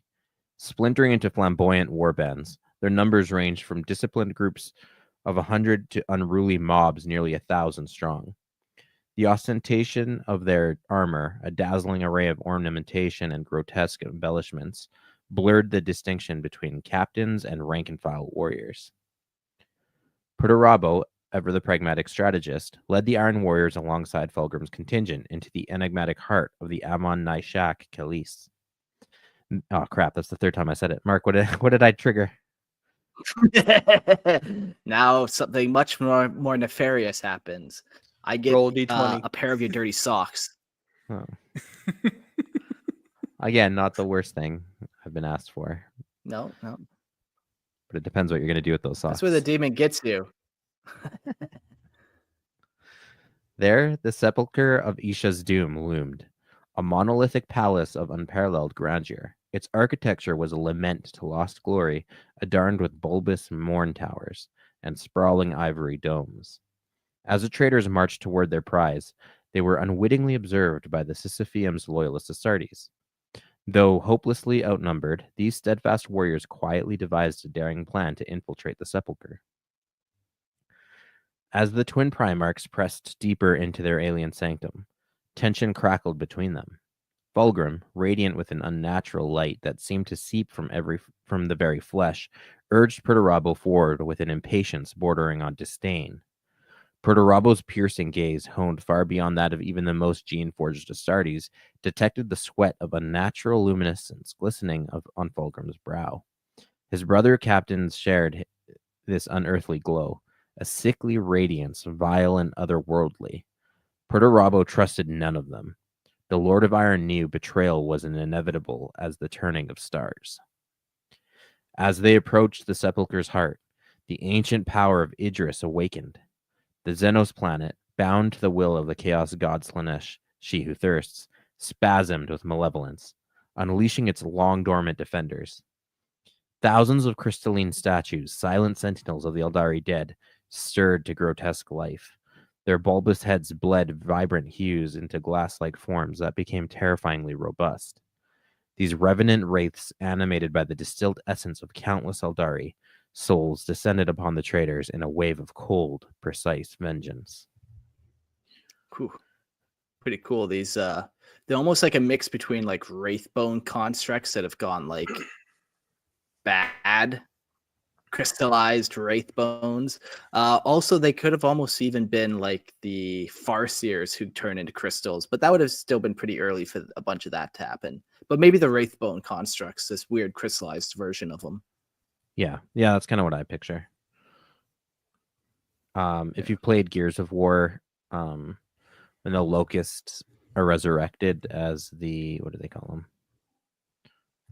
Locust horde, the swarm. They have all these like crystals growing on their body and stuff. That's kind of how I imagine, like, but not like on flesh, but like crystallized wraithbone constructs, like you said, Mark. Like a wraith lord, but like a bunch of jagged crystals, like all over. Yeah, like randomly too, like because it's like this chaos mutation almost. So it's not just like, Yeah. Like, is that a Gears of War 4 or 5 thing? Gears 4 and 5 thing. Yeah. Okay. Yeah, it's I only played the first 3. The only thing I knew from them was the Lambent. Yeah, it stopped being good after 3. So don't worry about it. You're not missing much. Okay, good deal. Good to know. You know what? Okay, I can go on a whole Gears of War rant, but I'm not going to. This is not a Gears of War Gears of Lore podcast. I'll save it for my Gears of Lore podcast. Yeah. Yes, sir. While Perturabo fought amidst the chaos of these unyielding constructs, Fulgrim disappeared. Realizing his brother's absence, the Lord of Iron pursued him into a colossal chamber, bathed in an otherworldly green radiance. Perturabo descended on an endless spiral towards a seething core of jade light, a pulsating nexus of distilled life force, the essence of all who had perished on Idris. The descent ended abruptly, revealing Fulgrim standing before a slender bridge, his posture exuding triumph. The hollow heart of Idris lay exposed, its core void of an unimaginable proportions. A sphere of numinous light blazed like a captive star, its radiance both majestic and harrowing. Fulgrim revealed the truth. There was no angel exterminatus. The weapon Perturabo sought was a lie, for Fulgrim himself was to ascend to the angel exterminatus. Perturabo, his patience worn thin by his brother's audacious delusions, advanced with Forgebreaker in hand, intent on silencing Fulgrim permanently. But Fulgrim, ever the serpent, uttered a single word, a syllable of a nightmare that drove Perturabo to his knees, his mind assaulted by unspeakable agony. In that moment, Fulgrim unveiled the depths of his treachery. The ornate cloak he had gifted Perturabo on Hydra Cordatus was no token of brotherhood. Its clasp, a chrome skull adorned with a golden-veined gemstone, was a chaos artifact of insidious design. The Mogatar stone, known as the Harvester, had siphoned Perturabo's strength and vitality with each passing moment. Fulgrim stood poised on the brink of apotheosis, his brother's unknowing sacrifice, the final key to his ascension. As the two ascended within the blinding shaft of light, emerging into the bedlam of the sepulchre, the full scope of Fulgrim's ambition and deceit became undeniable. Betrayal and grandeur intertwined, the Primarchs hurtled towards a destiny shaped by the whims of chaos. Oh man, things are getting wild here. Fulgrim really is just going all for it. Yeah. Poor Purdy just can't catch a break. First, he gets he gets the worst assignments from Dad. He gets in an unwinnable pissing contest with Dorn, and now he's being betrayed by the guy he's supposed to ally with. These Primarchs now, all of a sudden, as soon as you turn traitor once, I don't trust you. Yeah, it's probably a good rule not to side with a group Apotheosis called of Fulgrim.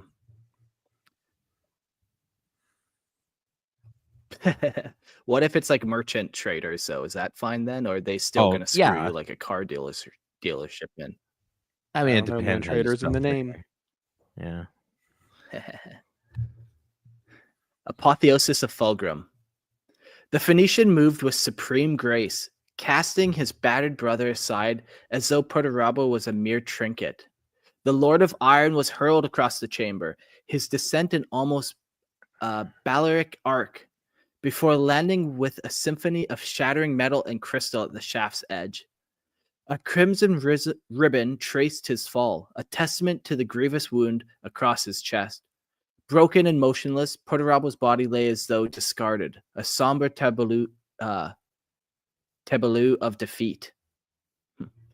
Yet every eye in the chamber, traitor and loyalist alike, was drawn irresistibly to the radiant figure of Fulgrim, sensing they were to witness a moment of monumental consequence. Suspended above the fading emerald glow of the shaft, Fulgrim had transcended. The being that had transcended into the sepulchral depths were no more. What had emerged was an entity of unparalleled majesty and dread. His armor, once a masterpiece of opulent design, now shimmered with the inner vitality, as though it contained the furious energy of the 1,000 captive suns. His gaze, two endless voids of dull-like black, was no longer tethered to mortal understanding. These abyssal eyes hinted at realms of sensation and ecstasy far beyond mortal comprehension, realms reserved for those daring or damned enough to reach them. But Fulgrim's apotheosis was interrupted. Against all odds, Perturabo stirred. The Lord of Iron, his will as unyielding as the metal for which he was named, rose to his feet. The Mogatar stone clutched tightly in his hand, advancing towards his estranged brother. His expression was a mask of grim determination. He extended the artifact over the shaft's abyss, his eyes searching Fulgrim's for any trace of the sibling he had once known. A glimmer of regret, a shadow of remorse, or even the faintest flicker of humanity. He found none. The Fulgrim of old had been consumed utterly, replaced by a creature whose ambition sought to eclipse the gods themselves. Heartbroken, Perturabo spoke with biting disdain, declaring that humanity had long outgrown the need for gods, and hurled the accursed stone into the abyss. The golden black gem spiraled downward, its descent like a punctuation mark on Fulgrim's unholy ascent. This is crazy. The chamber erupted into chaos. Bolter fire roared, and the vengeful shadows of the 10th Legion burst into the fray.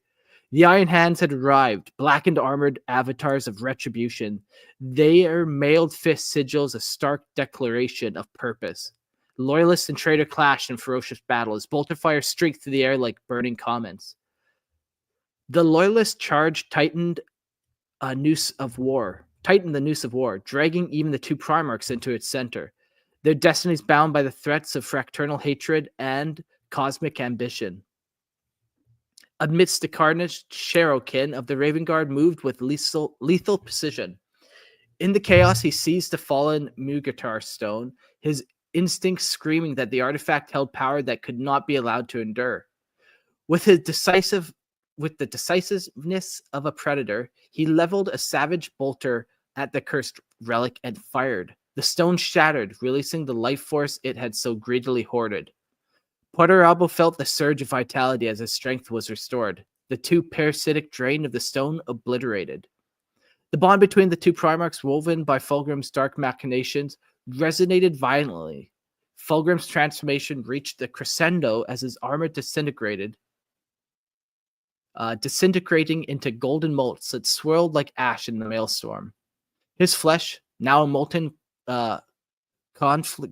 conflagration, pulsed with unbearable heat, his form monstrous and grotesque, a testament to the price of his ambition. Dark times for Fulgrim. He's just slowly given, this is the culmination of all of it, slowly being transformed into a demon prince. I don't know. Sounds like he's having the time of his life. So, in that chamber, yeah, it's a good time for him. You're right. Yeah, he's having the time of his life. So all the sensation and pleasure and excess and everything. In that chamber of battle, betrayal and divine pretensions, Fulgrim's moment of triumph became a harrowing spectacle, a vision of glory twisted into horror and a power pursued at any cost.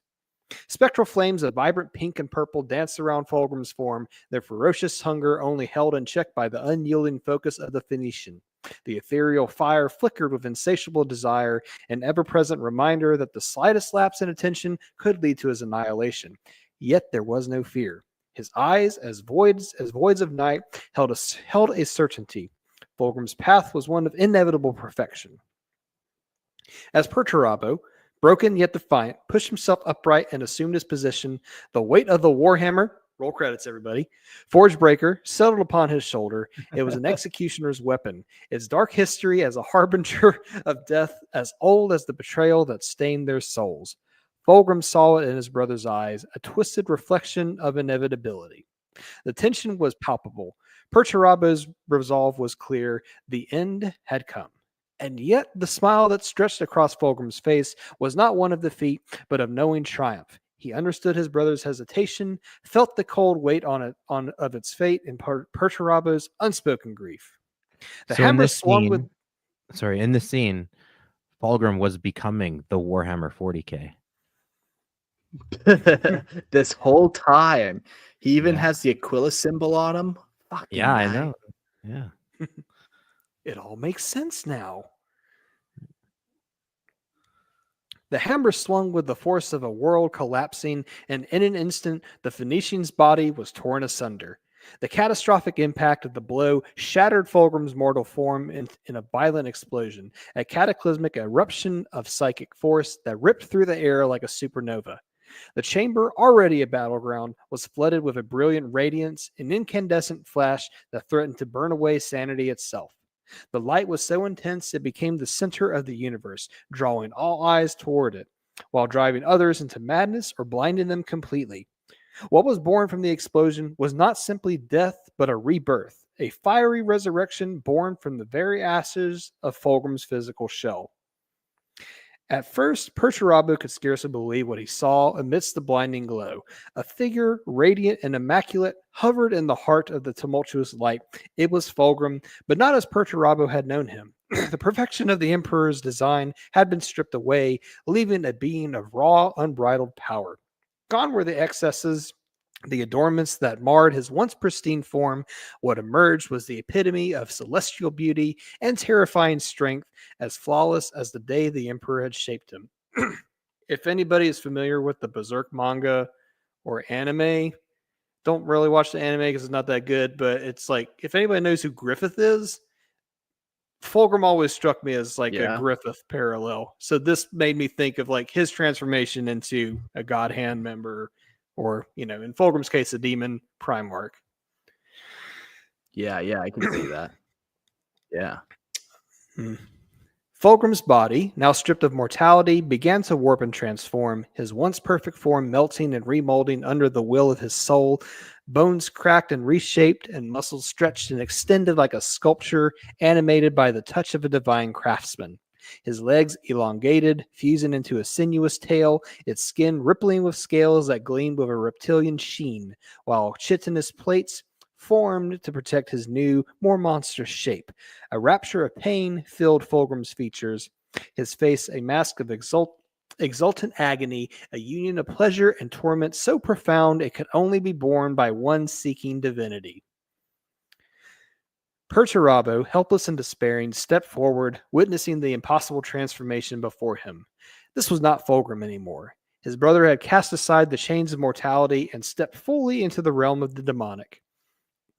What had been birthed was no longer flesh, but a being of pure soul and will, of energy and desire. Fulgrim's ascension was not just a transformation, it was a manifestation of the deepest wish of his being, an unyielding force of self-determination that had shattered all prior limits. It's funny they were talking about achieving immortality when the Primarchs are already functionally immortal anyways, but I digress. Yeah, he wants to should be able know to phase through walls and fly as well. He wants it But- all. But we know Primarchs Slither. aren't. Have you never wanted to slither, Gerald? No. You fool. No. We know Primarchs aren't immortal though, because clearly Fulgrim has killed Ferrus Manus.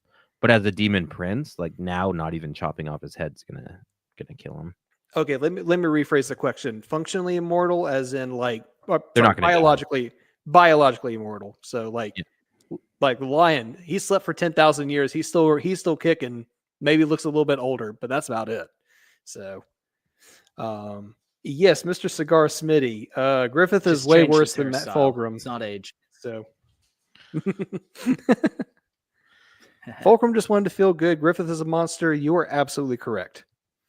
So, Yeah. if you want to know why, go read the manga for yourself, because this will get us demonetized. Fulgrim's face twisted in excruciating.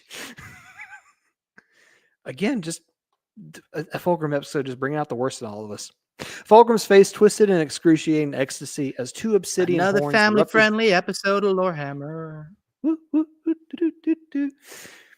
His transformation was complete. He was no longer Fulgrim, the Phoenician, the son of the Emperor. He had become something greater, something terrifying. He had become the demon Primarch of Slaanesh, a lord of excess, desire, and eternal perfection. With his ascension, Fulgrim left his brother with but one parting declaration that they would meet again. The bond between them, fractured by time and betrayal, would someday be reforged. He raised his arms in grandiose gesture, and as he did, a curtain of light unfurled from the ground beneath, sweeping Fulgrim and his Chaos Space Marines from sight. In a flash of arcane teleportation, they vanished, leaving only the echoes of their presence behind. The chrome world of Idris, already dying, began to crumble in the wake of Fulgrim's departure. The ancient Eldari world, once held together by the life force of the dead, began to unravel as the influence that had protected it disintegrated. Soon the planet would be swallowed whole by the supermassive black hole at the heart of the Eye of Terror. Across the chasm, the Iron Hands, their hatred palpable, withdrew from the dying world. They gathered their fallen comrades and retreated, knowing that no further victory could be won here. They had no intention of fighting Perturabo in the surviving encounter. Perturabo, unmoved by their departure, allowed them to flee. He then led his Iron Warriors from the collapsing citadel, and once aboard the Iron Blood, watched the death throes of Idris from the safety of his flagship. The Iron Blood stained against the inexorable pull of the Eye of Terror. The planet's collapse had begun in earnest, and the black hole's powerful gravity was swallowing everything in its wake. The Iron Warrior's fleet, though powerful, was but a momentary barrier against the inevitable. Perturabo's triarchs stood in silent vigilance, awaiting his command. They were prepared for whatever came next, but their lord had already made his decision. Forward, Perturabo intoned, his voice cold with finality. We will not turn back. We are not meant to die here. His warriors, knowing the danger that lay ahead, followed his will. The Iron Warrior's fleet plunged into the heart of the Eye, racing towards their destiny, while Pershiraba's mind burned with the knowledge that one day he and Fulgrim would meet again. Fulgrim's kind of a tool, man. He's a real traitor. Yeah, he used to get along with everyone, but now you just can't trust him. He's going to betray you. It's also cool, this kind of tie-in with him, and he battles Eldar a lot, it seems, and just like with Slaanesh hating Eldar, kind of is a nice little thing. It's poetic. It's like Slaanesh. Yeah, it's like Slaanesh picking his favorite race. It's like, yeah, Eldar, you birthed me, but I'm just gonna consume you now. You're just fuel. Well, the actual species I want is humanity. Yeah. I do find it odd that, like, the whole goal was to steal Ferris's light force, and also that act of betrayal was going to be the thing that ascends him to demonhood. But the whole process is interrupted, but he ascends anyways. I find that kind of strange.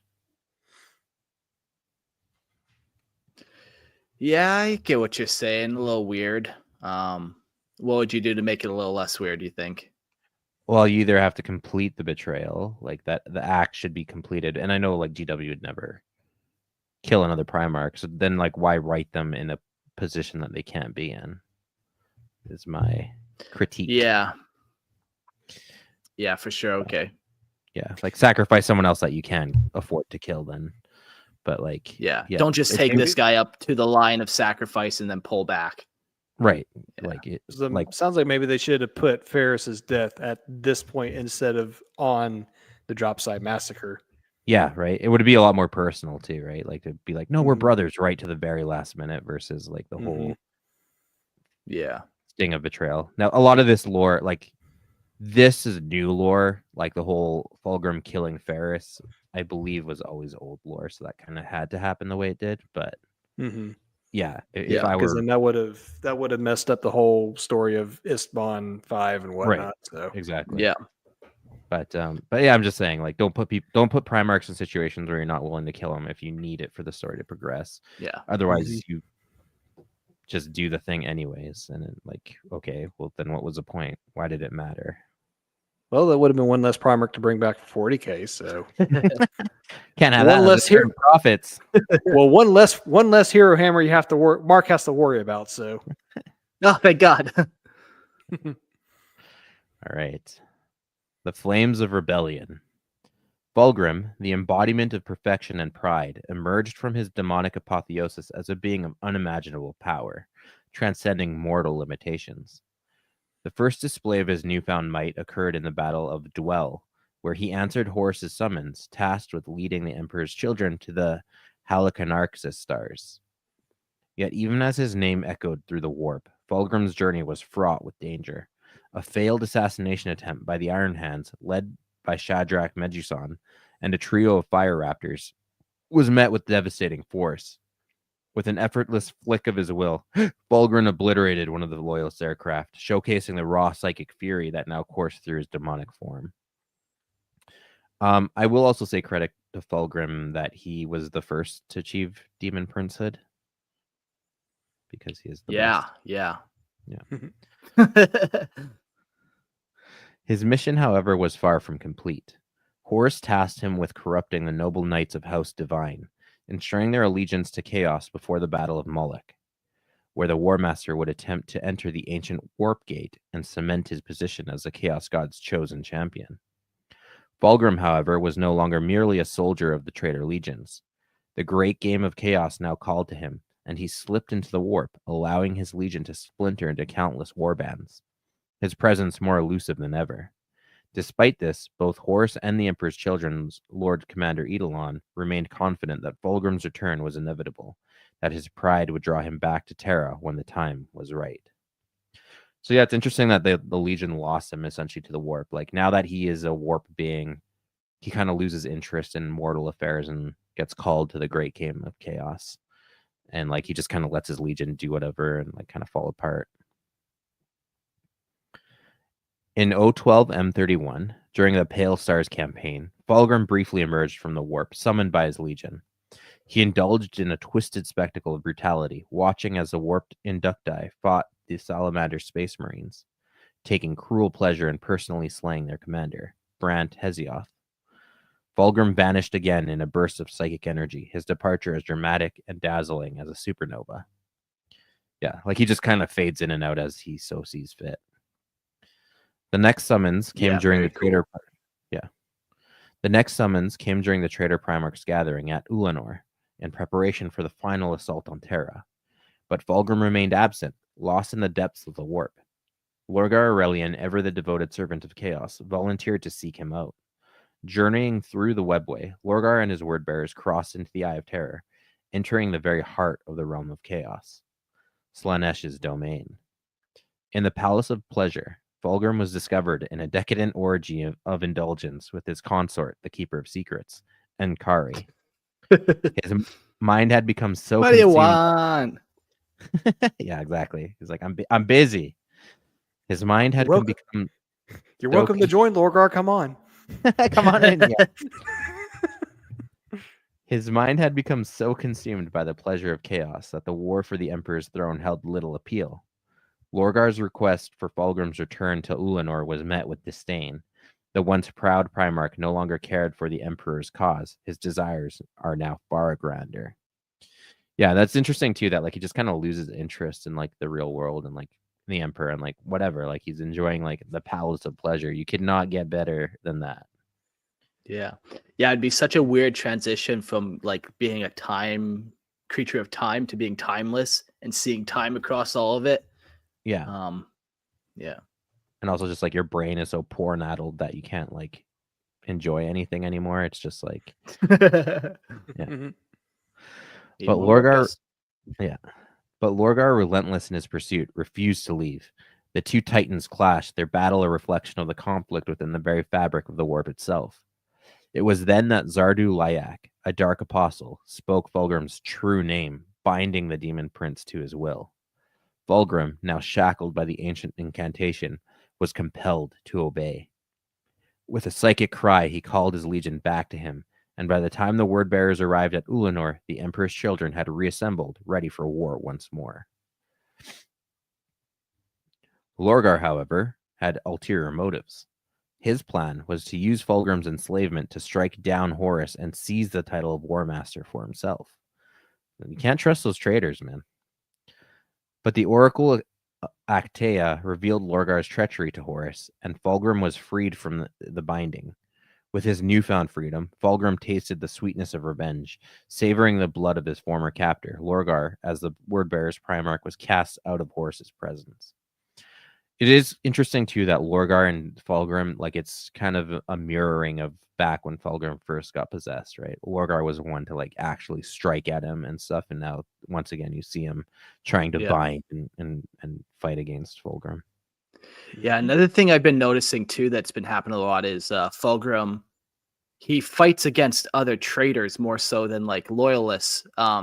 You know, I can name a lot of campaigns with traitor legions with fighting loyalists, but he kind of just seems to be doing what he wants to, not too involved.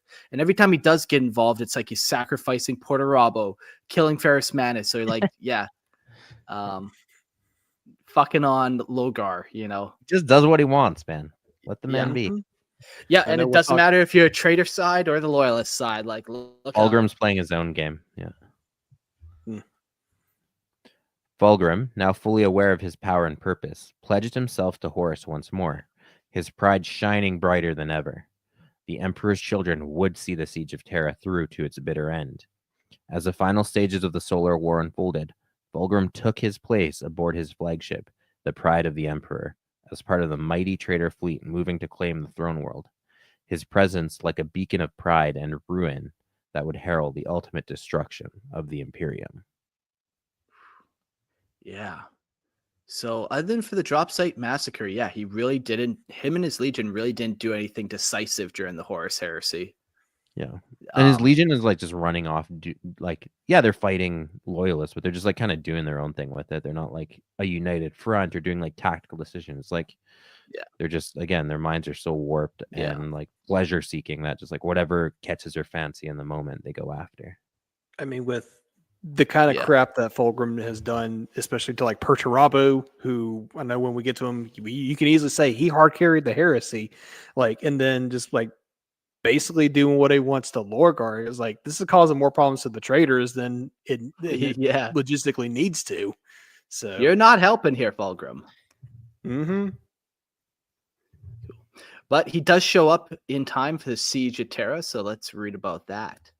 By the time the Emperor's children participated in the siege of Terra, all semblance of honor, decency, and even basic military discipline had been eradicated from their ranks. The once proud warriors, now perverted by the touch of Slaanesh, no longer adhered to any code but their own insatiable desire for excess and pleasure.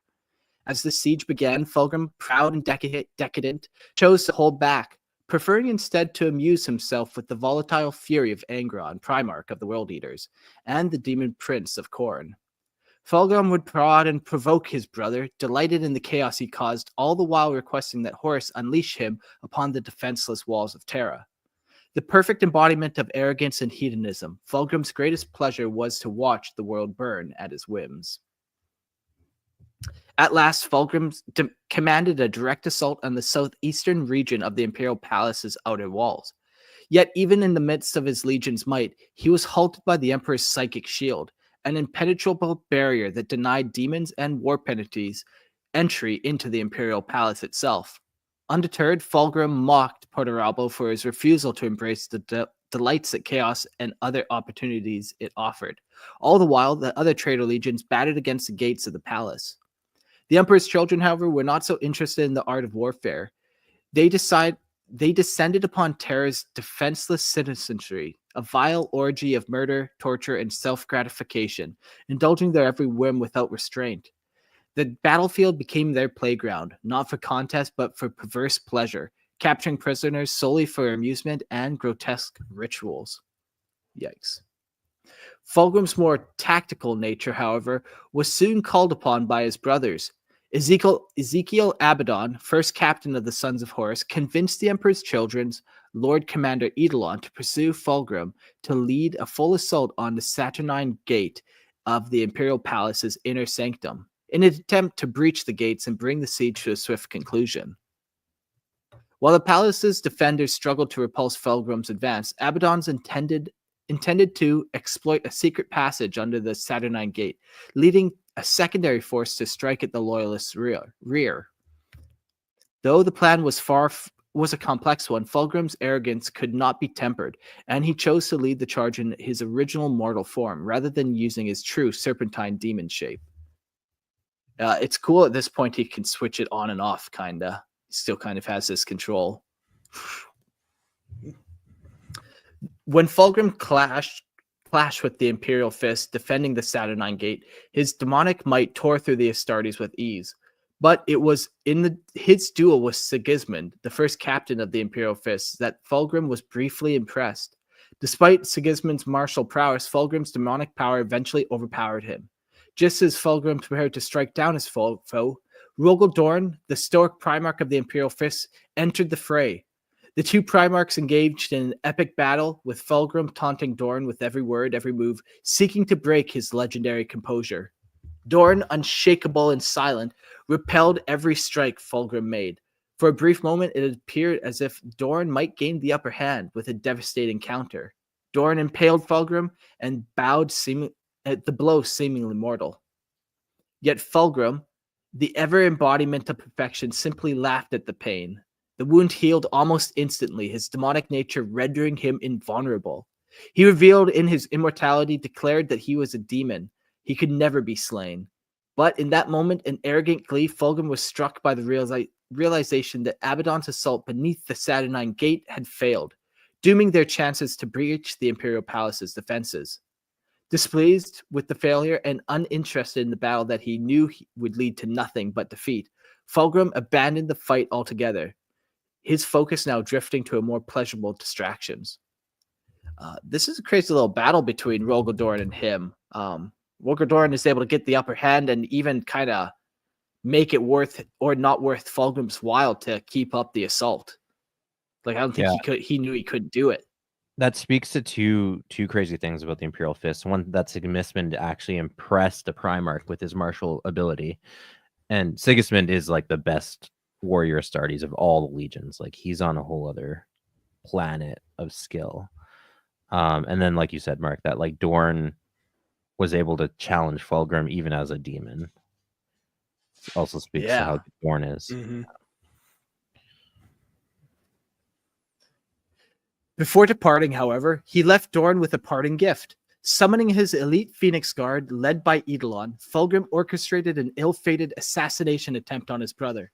Yet even this, like all things Fulgrim, was tainted by decadence and failure. During the rest of the siege, the Emperor's children ceased to care for the strategic objectives of the assault on the Imperial Palace. Instead, they turned their attention to helpless citizens of Terra. In a savage spree of hedonism, they indulged in their every depraved desire. Rape, terror, and mutilation were all but tools in their insatiable hunger for sensations and excess. They conducted grotesque experiments using Terrans' unwilling subjects for their twisted creations, and feeding their monstrous appetites. Some were turned into demon hosts to bring the legions of Slaanesh into the material world, while others were slain outright, their lives snuffed out in the pursuit of fleeting pleasure. Fulgrim, in his pride of arrogance, reveled in the chaos he had helped unleash upon the once proud world, leaving the legacy of decadence and destruction that would be felt for eons. Yeah. And like it's funny, I didn't even really write in there what happened at the end of the siege of Terra, because I feel like Fulgrim himself didn't really care at that point. He didn't care that the Emperor and Horus met up on the flagship. There was a battle. He didn't really care who won. He was just, him and his legion were doing their own thing again. There was a brief moment where they wanted to get involved, but right away they couldn't handle themselves. They just went wild. Yeah. It makes sense. Like, I do like that that's how their legion falls, is like their failures, and that they get so caught up in their own hedonistic desires that like nothing matter. Like their objective doesn't matter anymore. They're after their own personal pleasure. Mm-hmm. I am a little bit, I haven't fully read these final books. I wish Fulgrim had a better way of removing himself from the fight. Like, I get it. Like, suddenly he gets distracted and runs off chasing his own business, but I just wish that was more clear during the siege. Or like if he was more, like if he gets struck down by Dorn and he's immortal, he can just keep fighting until Dorn eventually stops, right? Like unless it's something like where he got bored with the fighting, or they fought for like days or weeks, and then eventually he's just tired of it, so he goes off and chases his own pleasure. I just felt it's a little weak. It's always hard whenever they have to disengage these Primarchs without killing each other. It always leads to like a disappointing like resolution. Like, and it just makes Fulgrim kind of come off like the yeah, for sure. What's the best way to describe it? Like the flaky individual that's just like, I'm better than this, and just kind of fucks off. Like, that would make sense for his character if it was done well, but in the sense of like, I'm just gonna let Eidolon and those guys take care of it. Like, that doesn't even, that's like a Saturday morning cartoon villain mistake where you're like, have the good guy dead to rights, but then you're suddenly, for whatever reason, you decide to retreat, right? Like, let my minions handle this. That was kind of a little bit. Or you just get so caught up in your own arrogance, so it's just like, you done goofed. Again, though, like that would make sense for Fulgrim if it was done well, but yeah. But it wasn't. Yeah. But I do, like I said, after that, I do like how they just get distracted chasing Terrans and torturing, and rape is often not a topic that 40K delves into. It's like almost too, how they always like toe the line with Slaanesh of being like right up to the edge of anything kind of sexual, but they do very early on. Even it was always in the lore that they were like literally raping like the Terran populations. Like it was explicitly stated, which yeah, anything and everything. I mean, we joke about being hedonists and excessive or whatnot, but that's just where like anything to deal with the Emperor's children, anything to deal with Slaanesh, that's where I just completely just lose any interest, because like when you take stuff like that just completely goes against like who I am in real life, and that's just I can't buy with that. But that's just my 2 cents. But it's hard to get No, I get that. Like, it's hard to get that like little bit of relatableness. We can all get a little mad and relate to some Primarchs who flip a table every now and again. But yeah, there's some things that are just not quite the same level of fun to talk about. Mm-hmm. Jax in the chat there says, to be fair, Fulgrim just did not care at that point. Dorn was just so boring at that point that Fulgrim just mentally couldn't care. Again, I haven't read the book, so maybe the book does it more justice as to like they're fighting, and then again, Fulgrim kind of gets distracted. I'm like, you know what? I just can't be bothered anymore, which again totally makes sense for Fulgrim, as long as it's like very explicit that like, yeah, they're fighting, and then eventually just gets bored with it and moves on. That makes sense. And that's like, that's his problem. It's just so anticlimactic, which is kind of good, man. It's just like that whole up and down of the druggie, they're doing it hard. It's all good. And then they slowly fall. And then at the end, they don't even care. And everything's in shamble and it's all for nothing. Yeah. Yeah, no, exactly. Yeah. Like I'm down for that description of it. It makes sense in character. As long as that's clear in the book. Mm-hmm. Yeah. And it does make sense too, Dorn being the boring one, because he's literally just like the weaponized autistic brick wall. This Primarch. So yeah, and like early on it says that like Fulgrim is enjoying torturing Angron because he can get a reaction out of him, right? Like he likes that. But if you're fighting someone and they're not even reacting to you like at all, it's like I could see how Fulgrim would get bored with it. Yeah. But don't worry, there's more to Fulgrim after the heresy. So following the siege of Terra, the Emperor's children, under the leadership of their exalted Primarch Fulgrim, became agents of destruction and retribution in the wake of the Imperium's collapse. As the Great Scouring unfolded, Fulgrim and his legion, once paragons of discipline and beauty, were irrevocably transformed by the seductive allure of chaos. Their every action was marked by the same obsessive pursuit of perfection that had characterized their earlier days, but now it was perverted into a desire to destroy, to sculpt the universe into their own twisted vision. The Emperor's children carved a path of devastation across the galaxy, raising worlds and waging war against those still loyal to the Imperium with a ferocity born of unrelenting pride. Their once noble ideals had been supplanted by the intoxicating worship of Slaanesh, the Dark Prince of Excess. Guiding them to ever greater heights of hedonistic cruelty, they were not just conquerors, they were harbingers of a new age of darkness, one where perfection was defined not by creation, but by the annihilation of the imperfect.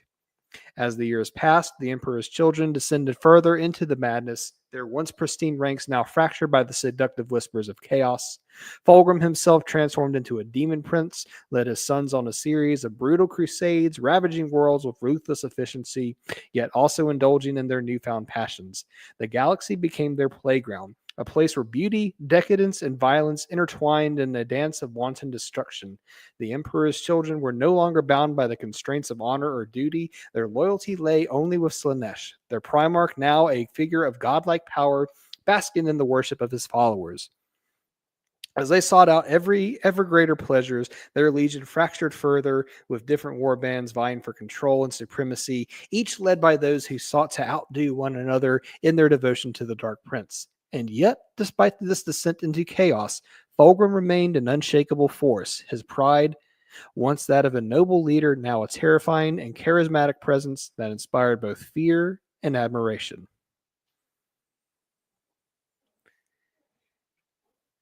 Yeah, very cool. So they kind of, after the traders left Terra, they kind of just disbanded a little bit, went their own way, did their own kind of crusades. Fulgrim led them a couple times, but ultimately, their taste changed so quickly they can't really stay focused anymore on any projects. Yeah, kind of like how Gen Alpha is going to be so brain-addled from short attention spans that they just can't stick to something for any length of time. Yeah. They do one interesting little bit, Fulgrim, and that's on M31-121. And this is kind of his last big event before he disappears or kind of just does his own thing for 10,000 years. So this is our last little bit we'll share. The Battle of Thessalia. The Battle of Thessalia stands as a testament to Fulgrim's unrivaled cunning and ferocity of the Emperor's children.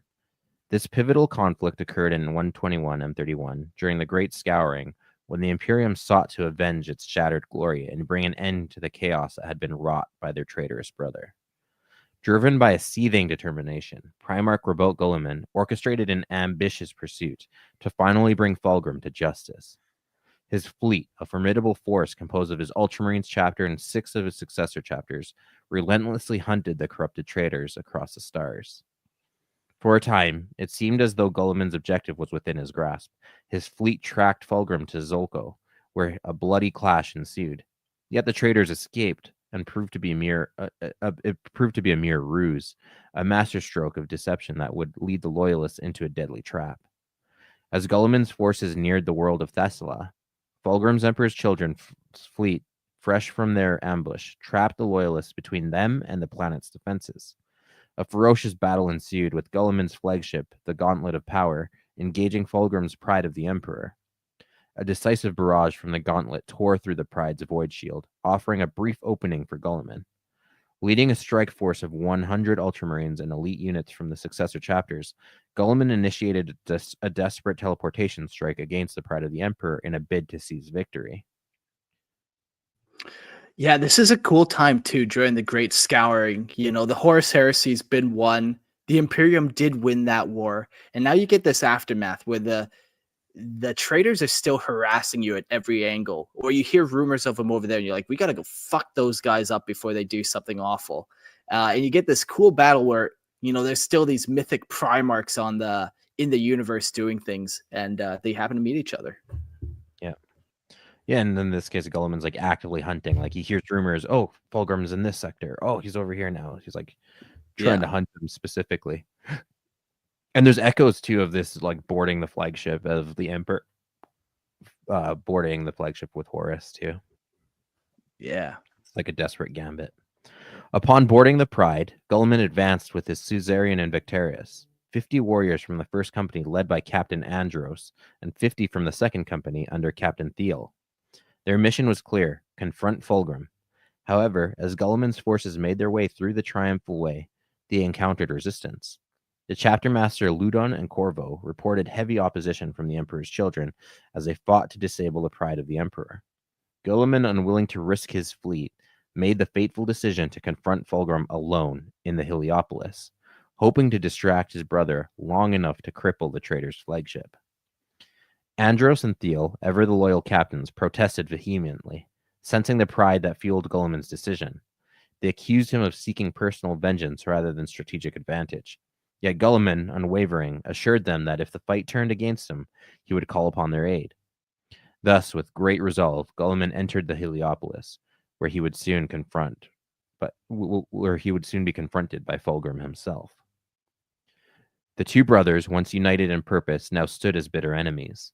Fulgrim, ever the master of persuasion, sought to sway Guilliman to the worship of chaos, but the Ultramarines Primarch refused. The clash that followed was swift and brutal. Fulgrim, empowered by the warp, swiftly gained the upper hand. Guilliman, realizing he was outmatched, called for reinforcements. But as his loyal captains and warriors rushed to his aid, Fulgrim revealed his hand, summoning an ambush of Emperor's children from the shadows. The battle raged around them, but Fulgrim's strength was overwhelming. With a brutal strike from his poisoned blade, Fulgrim slit Guilliman's throat, his victory complete. As Guilliman lay dying, he asked how Fulgrim had been able to wound him so fatally. Fulgrim, with cold satisfaction, revealed that his warp-infused eyes had seen the scar that Corfarion's anathema had left upon Guilliman during the Battle of Calth, a wound that had never fully healed. With Guilliman collapsing, his body teleported back to safety aboard the Gauntlet of Power, leaving behind the carnage of his fallen warriors. The surviving Ultramarines and their captains managed a hasty retreat, but the damage had been done. Fulgrim's victory at Thessaly was a crushing blow to the Imperium. His forces proceeded to massacre Guilliman's fleet, and the Gauntlet of Power was among the few ships to escape the wrath of the Emperor's children. For his triumph, Slaanesh bestowed upon Fulgrim a new world, Calyx, a demon world, to rule as his own. Yet, as was his nature, Fulgrim quickly grew bored with the legion. Grown bored with the legion that had once been his pride. Abandoning them to their infighting and descending into chaos, he turned his attention to new distractions, leaving behind a shattered legion and the echoes of his once mighty glory. The Emperor's children would never be the same, splintering into rival war bands, consumed by their own lust for power, pleasure, and pain. Yeah, so, I mean, Fulgrim is pretty crazy to have killed a Primarch, like one of the first to kill a Primarch, and to at least fight Dorn, arguably to a standstill. He was bested by him, but I'm sure they could have dragged that battle out longer. And then And I think too, even in that battle with Dorn, I don't think he was in his like full demon form, because like it talked about how he changed down to his small size again, and right, yeah, exactly. And then like taking down Gulliman too. Like Fulgrim is pretty menacing. I think he's got the highest Primarch kill count. Yeah, it's cool. He's got a bunch of cool war gear options too. Some of them personally handcrafted for him. Others he found. A wide assortment of talking swords. Yeah. You want me to keep going, or did you want to take over? Yeah, so at this point, I think we're gonna leave Fulgrim. 10,000 years kind of go by before we see him in any serious way again. And we don't even know quite how he's coming back yet, too, which will be interesting to kind of see his character advance a little bit more. But that's kind of the story of Fulgrim, a character who started off with all the right desires and ambitions. He started off with a hard work ethic, but slowly got corrupted by one bad friend, that sword. And then he starts doing more and more egregious things, starts to like it. And it's funny, like I said earlier, like he's the traitor among traitors. It seems like he's battling or betraying by not doing, like, just imagine all the other traitor legions on Terra, and they're like, where are the Emperor's children? We're supposed to be doing this. And they're just going and murder fucking people in their lower hives. Like they're just not there for anyone anymore. Yeah, just unreliable. And just like a drug addict, right? Like you can't trust them to do what they're gonna say, or hold up their end of the deal. Like, just they're gone. Their brains are addled. They're no longer able to think clearly, right? Like they're just pursuing that pleasure all the time. Jones for the next. Yeah. Mm-hmm. He's an okay Primarch. Do you guys like him? Where would you kind of rank him in general? He was always towards the top for me. I liked him. I like him more as a loyalist. Like, I do like the older, non-corrupted Fulgrim, like quite a lot. He's up there for me.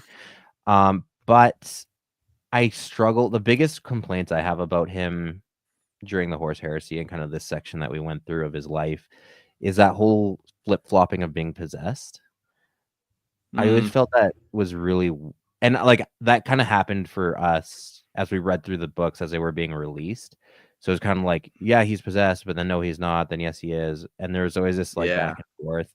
And it seemed like the authors were kind of battling about whether or not they wanted Fulgrim to be in control or not of his own fall.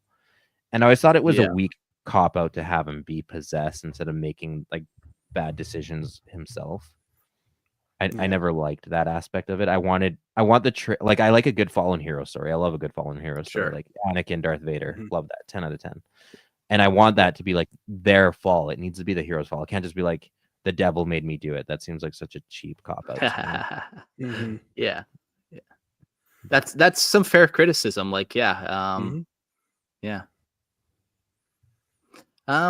I think for me, he's always been less interesting, kind of like you, Gerald. None of the Chaos ones really speak to me a whole lot. Maybe Khorne and just Rage, but sometimes these Chaos ones are a little hard to kind of get into the mindset of like, okay, so great, you're gonna go skin somebody now and eat them. Well, I think for me, it's just Fulgrim and Fulgrim and Slaanesh. Them being what they are, them being what they represent, just does not strike that chord with me at all. I kind of agree with Christian. I liked 30K loyalist Fulgrim more so because he does represent that honor, that good side of perfection.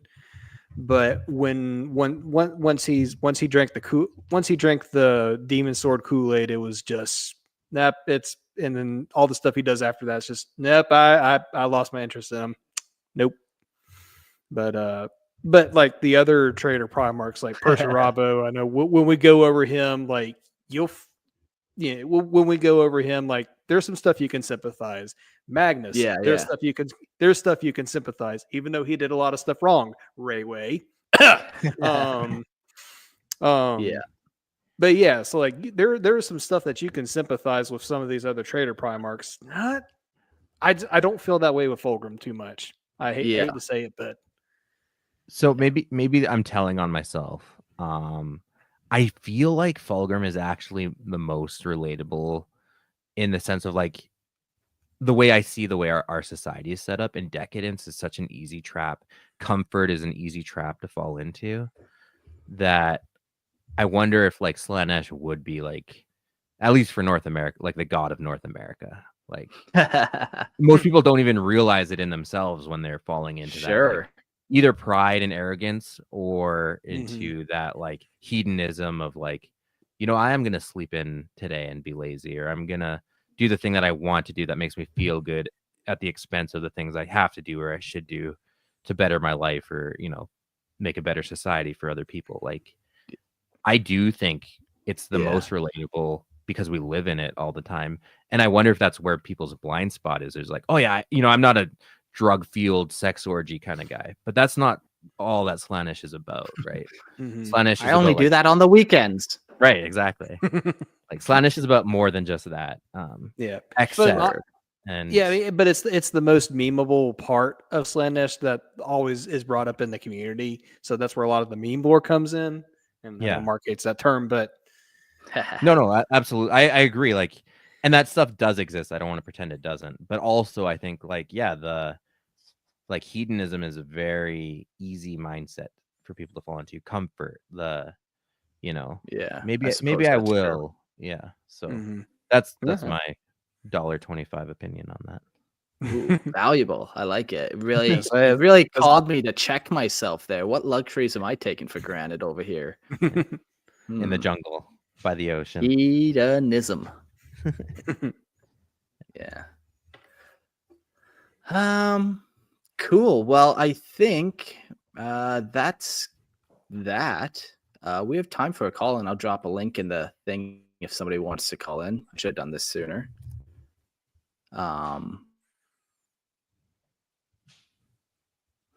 While we're waiting on the call in, what are y'all's thoughts on his sorry, my internet's super laggy right now. What are y'all's thoughts on his 30k demon form and now his 40k reveal? I was about to bring that up next, actually, Gerald. I'm glad you mentioned that. Ooh. You're welcome. I definitely think the Forge World model of his is better, but I don't want to use the word better. I want to use a different word. And I don't know what that is. Well, yeah, that might be the word I'm looking for. Yeah, just like more. There's more going on with it, and it's not that it's the 40k version that they just revealed is a bad model by any stretch. I think a lot of the complaints are around his face and his expression. I don't know if that's a sculpting issue or if that's a painting issue. That's a warp dust issue. Yeah. And I don't know, like all the Primarch faces for 40k have actually been a little strange. Like the lion looks like quite old and haggard. Rabot is very blocky, is the word I would use. Yeah. And then Fulgrim's expression just seems unnatural, which you could chalk up to him being a demon prince and like that. I think in the text of our episode we said it really well, of like his face is always like this mix between like pleasure and pain, right? Like this weird combination. I just think Forge World has the more artistic sculptors. Yeah, that's just my thoughts. Fair enough. What are yours? I always kind of, I don't know, I like both, but I think in the end of the day, I'm going to get the 40k one because it's plastic and not the Forge World resin, which I hear a lot of bad things about. But I kind of, I do believe that the 30k demon version there's a certain elegance to it, which I don't know, but I like to think of it like, since this is him and since the 40k version is 10,000 years later, this is 10,000 years of Slaaneshi hedonism, warp dust, snorting people, more warp dust. So I guess in my mind, I'm just kind of rationalizing it as like this is showcasing his degradation even as a demon Primarch. So, but just that next step of damnation there. Yeah. exactly. But that's my I did my- find it odd that they did do two different. That seems kind of crazy that we did get.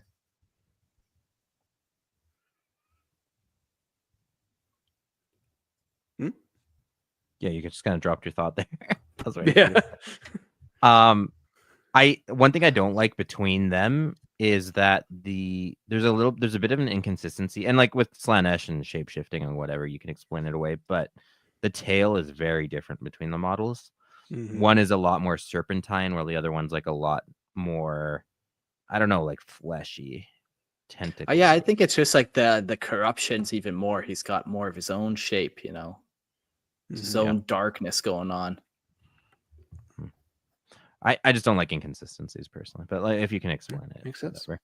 Yeah. What do you guys think of the pre-corruption model?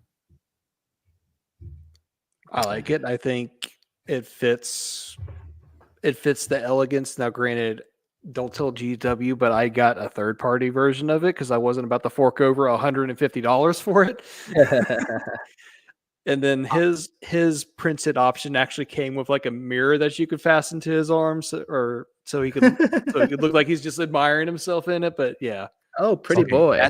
That Yeah, is, we're of the same mind. So I do like the Forge World version of him. Like I think it's a very cool dynamic pose. They capture the moment when he's like fighting with Ferrus Manus, and that you can like actually put the two models together. I love that. However, I also went with a third party Fulgrim because I just think the posing of this one is like speaks more to Fulgrim's character, and it's the one where he's got like his cape in one hand and he's got a foot on top of like a statue. I don't know. I think who makes that one. we have the same third party model then. Yeah, Yeah, I know there's a like, couple, but yeah, the one, because the one I have is just like he's just kind of posing almost like a Captain Morgan type, and then you can either put like a pistol in his arm or like a mirror so that he's just admiring himself Looking like at a himself. complete narcissist. Yeah. No, I love that version of it. Yeah. I'll get that painted eventually. Don't worry. Yeah, me too. Me too. He's still in pieces in a box right now. Yeah. I also really Safe like and sound. when people convert. Who's that guy from fantasy? Sigvald. Ray and I were talking about this guy. Sigvald. Yeah. Sigvald. Yeah, I always like those conversions too. Sigvald, I think, very much speaks of Fulgrim's character and style too, and that new big version that they came out with. I love conversions of that kind. Another fun conversion that was talked about. Marathi from Age of Sigmar is like some giant snake elf monster. Before Fulgrim's 40K version was released, we had us in the Grimlore podcast that talked about just like basically taking off Fulgrim's head and then putting it on Marathi's body, and you would have gotten 40K Fulgrim. Oh, yeah, and I like that. Yeah, that'd be cool. She's in a super dynamic pose. I love that. Wings spread, wrapped around like her tail wrapped around something. That would be a decent conversion. Yeah. Now we don't have to though because we have an official model. Well, you know. Cool. We got a call in here. Jack's ready. Welcome to the stage. How's it going? Hey, everybody, can you hear me? Yep. Yeah. Hey, let's go. This time my mic is working. Nice. So how do you feel about Fulgrim? Has he talked you down a dark path of excess, or? Definitely might have mixed up my sexuality a bit, but other than that, pretty good. Or the Emperor still. You're young. It'll change back. Don't worry. Young and or dumb. it might not. Anyway, yeah. Gotta love Fulgrim, fallen hero, as you guys said.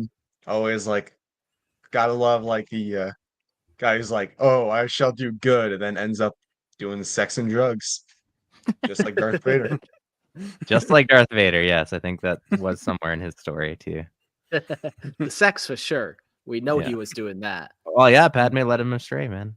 Yeah, Mhm. If he wasn't exactly. banging senators, he would have been fine. He Yeah. wasn't out banging senators, eh? Should have seen the extended version of Attack of the Clones. I don't like sand, but drugs. Yeah. What sword do you or weapon that Fulgrim uses do you find the coolest? Which one would you want? He's got a bunch. He's got like 3 different types of swords. He gets a fancy whip eventually. He's got Forge Breaker. I mean, the fancy whip is used for other stuff, but I was gonna say, gotta don't ask say, what he uses the whip for. It's not a weapon.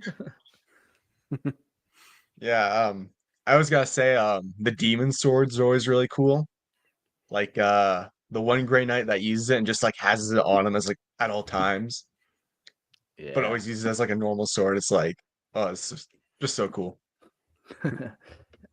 I like the talking demon swords. I'm gonna go around my house later tonight and just see what kind of demon objects I have. Oh, a demon refrigerator. It talks to me when I'm open. Are you sure you're just See not what kind of schizophrenic, objects Mark? we can find. we'll find out one way or the other. That's why the tests Just are like the required. plastic knife. Handshake. Like the plastic knife you have just starts talking to you, just like, yeah, slice that guy's throat. Come on, do it. Do it. Go eat him like a crew. Yeah. Yeah, what else do you have? What thoughts do you want to share about Fulgrim there, Jax? Actually, one thing I wanted to bring up in chat, but I want to wait if you guys caught on to it. But in one of your earlier videos, you talked about Abaddon's Black Crusades and how in one of them he fought against the Iron Hands and went after their home planet. You guys shit on it pretty bad because he brought in the Iron Warriors and he said like, oh, there was like this rivalry between the two. But then when you guys were talking about Perturabo, it's like, wait, why didn't he just bring up? Why didn't Abaddon just bring the Emperor's Children? Or GW just like write like Emperor's Children versus Iron Hands? That would have made so much more sense. Mm-hmm. Yeah, Onto something. Because I heard a very similar thing about why aren't the word bearers the actual bad guys instead of the Black Legion? But that's a whole other theory for a whole other episode. The real bad Coming guys stay soon. behind the scenes. Yes. Run Aha. pigs. I do like when there's a rivalry and like a history and like a reason for certain legions to seek each other out or target each other. But I also like when we break away from that too. Like you don't want every fight to just be like Iron Hands versus Iron Warriors versus Imperial Fists, or like, you know, There's you kind got of to be enough hatred for everyone out there, you know, for all the you do- factions equally. You got to mix it up a little bit every once in Yeah. a while.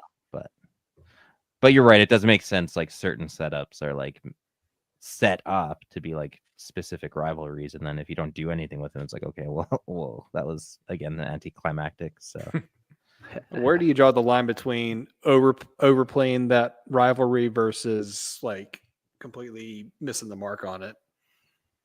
Yeah. just frequency. Yeah. Mm-hmm. Cool. Oh well. Yeah. Missed opportunity is what I'm Okay, saying. well, final closing thoughts there. Yeah, one final thing. This Sherokin guy, he's been Yeah. going at it with Fulgrim. He's like I'm not sure if you guys talked about it, but he tried to assassinate him already. Like he shot Fulgrim in the head and like he lived. And now he like chased him off to like a crone world. And was like, I'll try breaking his artifact this time. And then No good. he takes after his father, like, oh, go ahead. Yeah, just hunting them. Lots of people are just hunting in the war. Shuriken has enough to have probably his own episode. Okay. Yeah, there's Yeah, I'll quite a have bit to on look into him a little bit more. There are. I won't get into it now. I'll save it for that episode. But he's one of those characters that like definitely seems to be an author's favorite. That comes with all the good and the bad that entails. Okay. Yeah. Okay, cool. But Interesting. yeah, Jax, you're totally right about the assassination attempt where Fulgrim gets shot in the head. I believe it's a needle rifle he gets shot with. Yeah.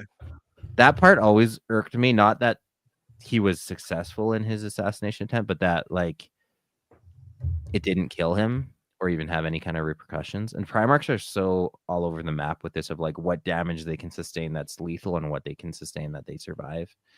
Like sometimes a thing that shouldn't kill a Primarch lays them low, and then sometimes something that would kill anyone doesn't. So there's no real. Well, wasn't one of Fulgrim's main things like before his fall to chaos was like he had a really advanced healing factor like Wolverine, basically.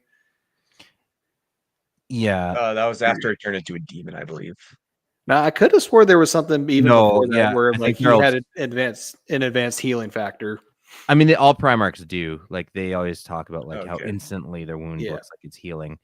So I don't know if Fulgrim is superior in that matter, but you are right, Gerald. Like even pre demonhood, like he was. They're all the Primarchs are superhuman, and that's what I'm saying. It's like it's kind of inconsistent of like what will hurt them and what won't. Mm-hmm. Yeah, because like I think Angron takes on Angron gets like stomped on by a Warhound Titan. Gilliman gets like half his face like just clobbered by Demon Angron. So it's like very like what Christian was saying, very inconsistent. Yeah, across the board. Yeah, one of them I think you got like 30 writers. Oh, that's bound to happen. Yeah. Right about that. Wordbearer's Primarch. Not Erebus. Lorgar. Fuck that guy. The bitch. Yeah. He takes a full, I think, a Warhound like plasma blast, like point blank, and survives. So again, just speaks to like there's no rules. It just is what the story determines. Yeah. But yeah, Shuriken, never KIA. I like to think as soon as like Fulgrim like becomes tabletop ready, there's just gonna be like that one Raven Guard guy like clawing at his walls on a ship.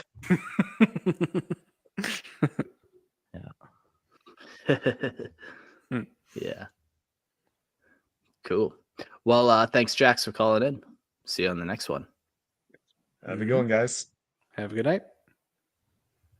All right. So we've learned about Fulgrim. We're going to learn a little bit more about him still in the coming 2 episodes. It's going to be more about the Emperor's Children, though. But you can't talk about the Emperor's Children without talking about Fulgrim a little bit more. So up next, we're going to do the next episode is the Emperor's Children Legion edition. So it's going to be a lot of fun. Do some closing notes. Go check out Lorehammer Listen to Lore podcast. We're releasing episodes almost up to 200. It's been a lot of fun. It's just homebrew lore. Come listen to me read. Lorehammer Listen to Lore. And then whenever you're done listening to stuff about sci-fi, come on over to Grimlore podcast and listen to Warhammer Fantasy and other grimdark settings. We talk about stuff like Halo, Dragon Age, Destiny, and we actually did a crossover with Lorehammer and with Star Lores recently. So give all those a listen. Yeah, and if you guys want, also check out the Star Lores podcast where we delve into the deep lore of Star Wars. And like Gerald said, like we've done crossover episodes, I think, with everyone in this chat too. So yeah, if you want to check that out, go have a listen. Cool. And special shout out to our Patreon members the last couple days, Shaksky and Lara Mongol. Very cool, very sweet to see a couple of dollars just keep piling into that Patreon fund. Like I said at the beginning, we're getting closer to doing some community contests. So go ahead and donate and get involved with what we're doing. Christian, Gerald, thanks for joining me on this little adventure of hedonism. Always a pleasure. I was gonna say that. Damn it.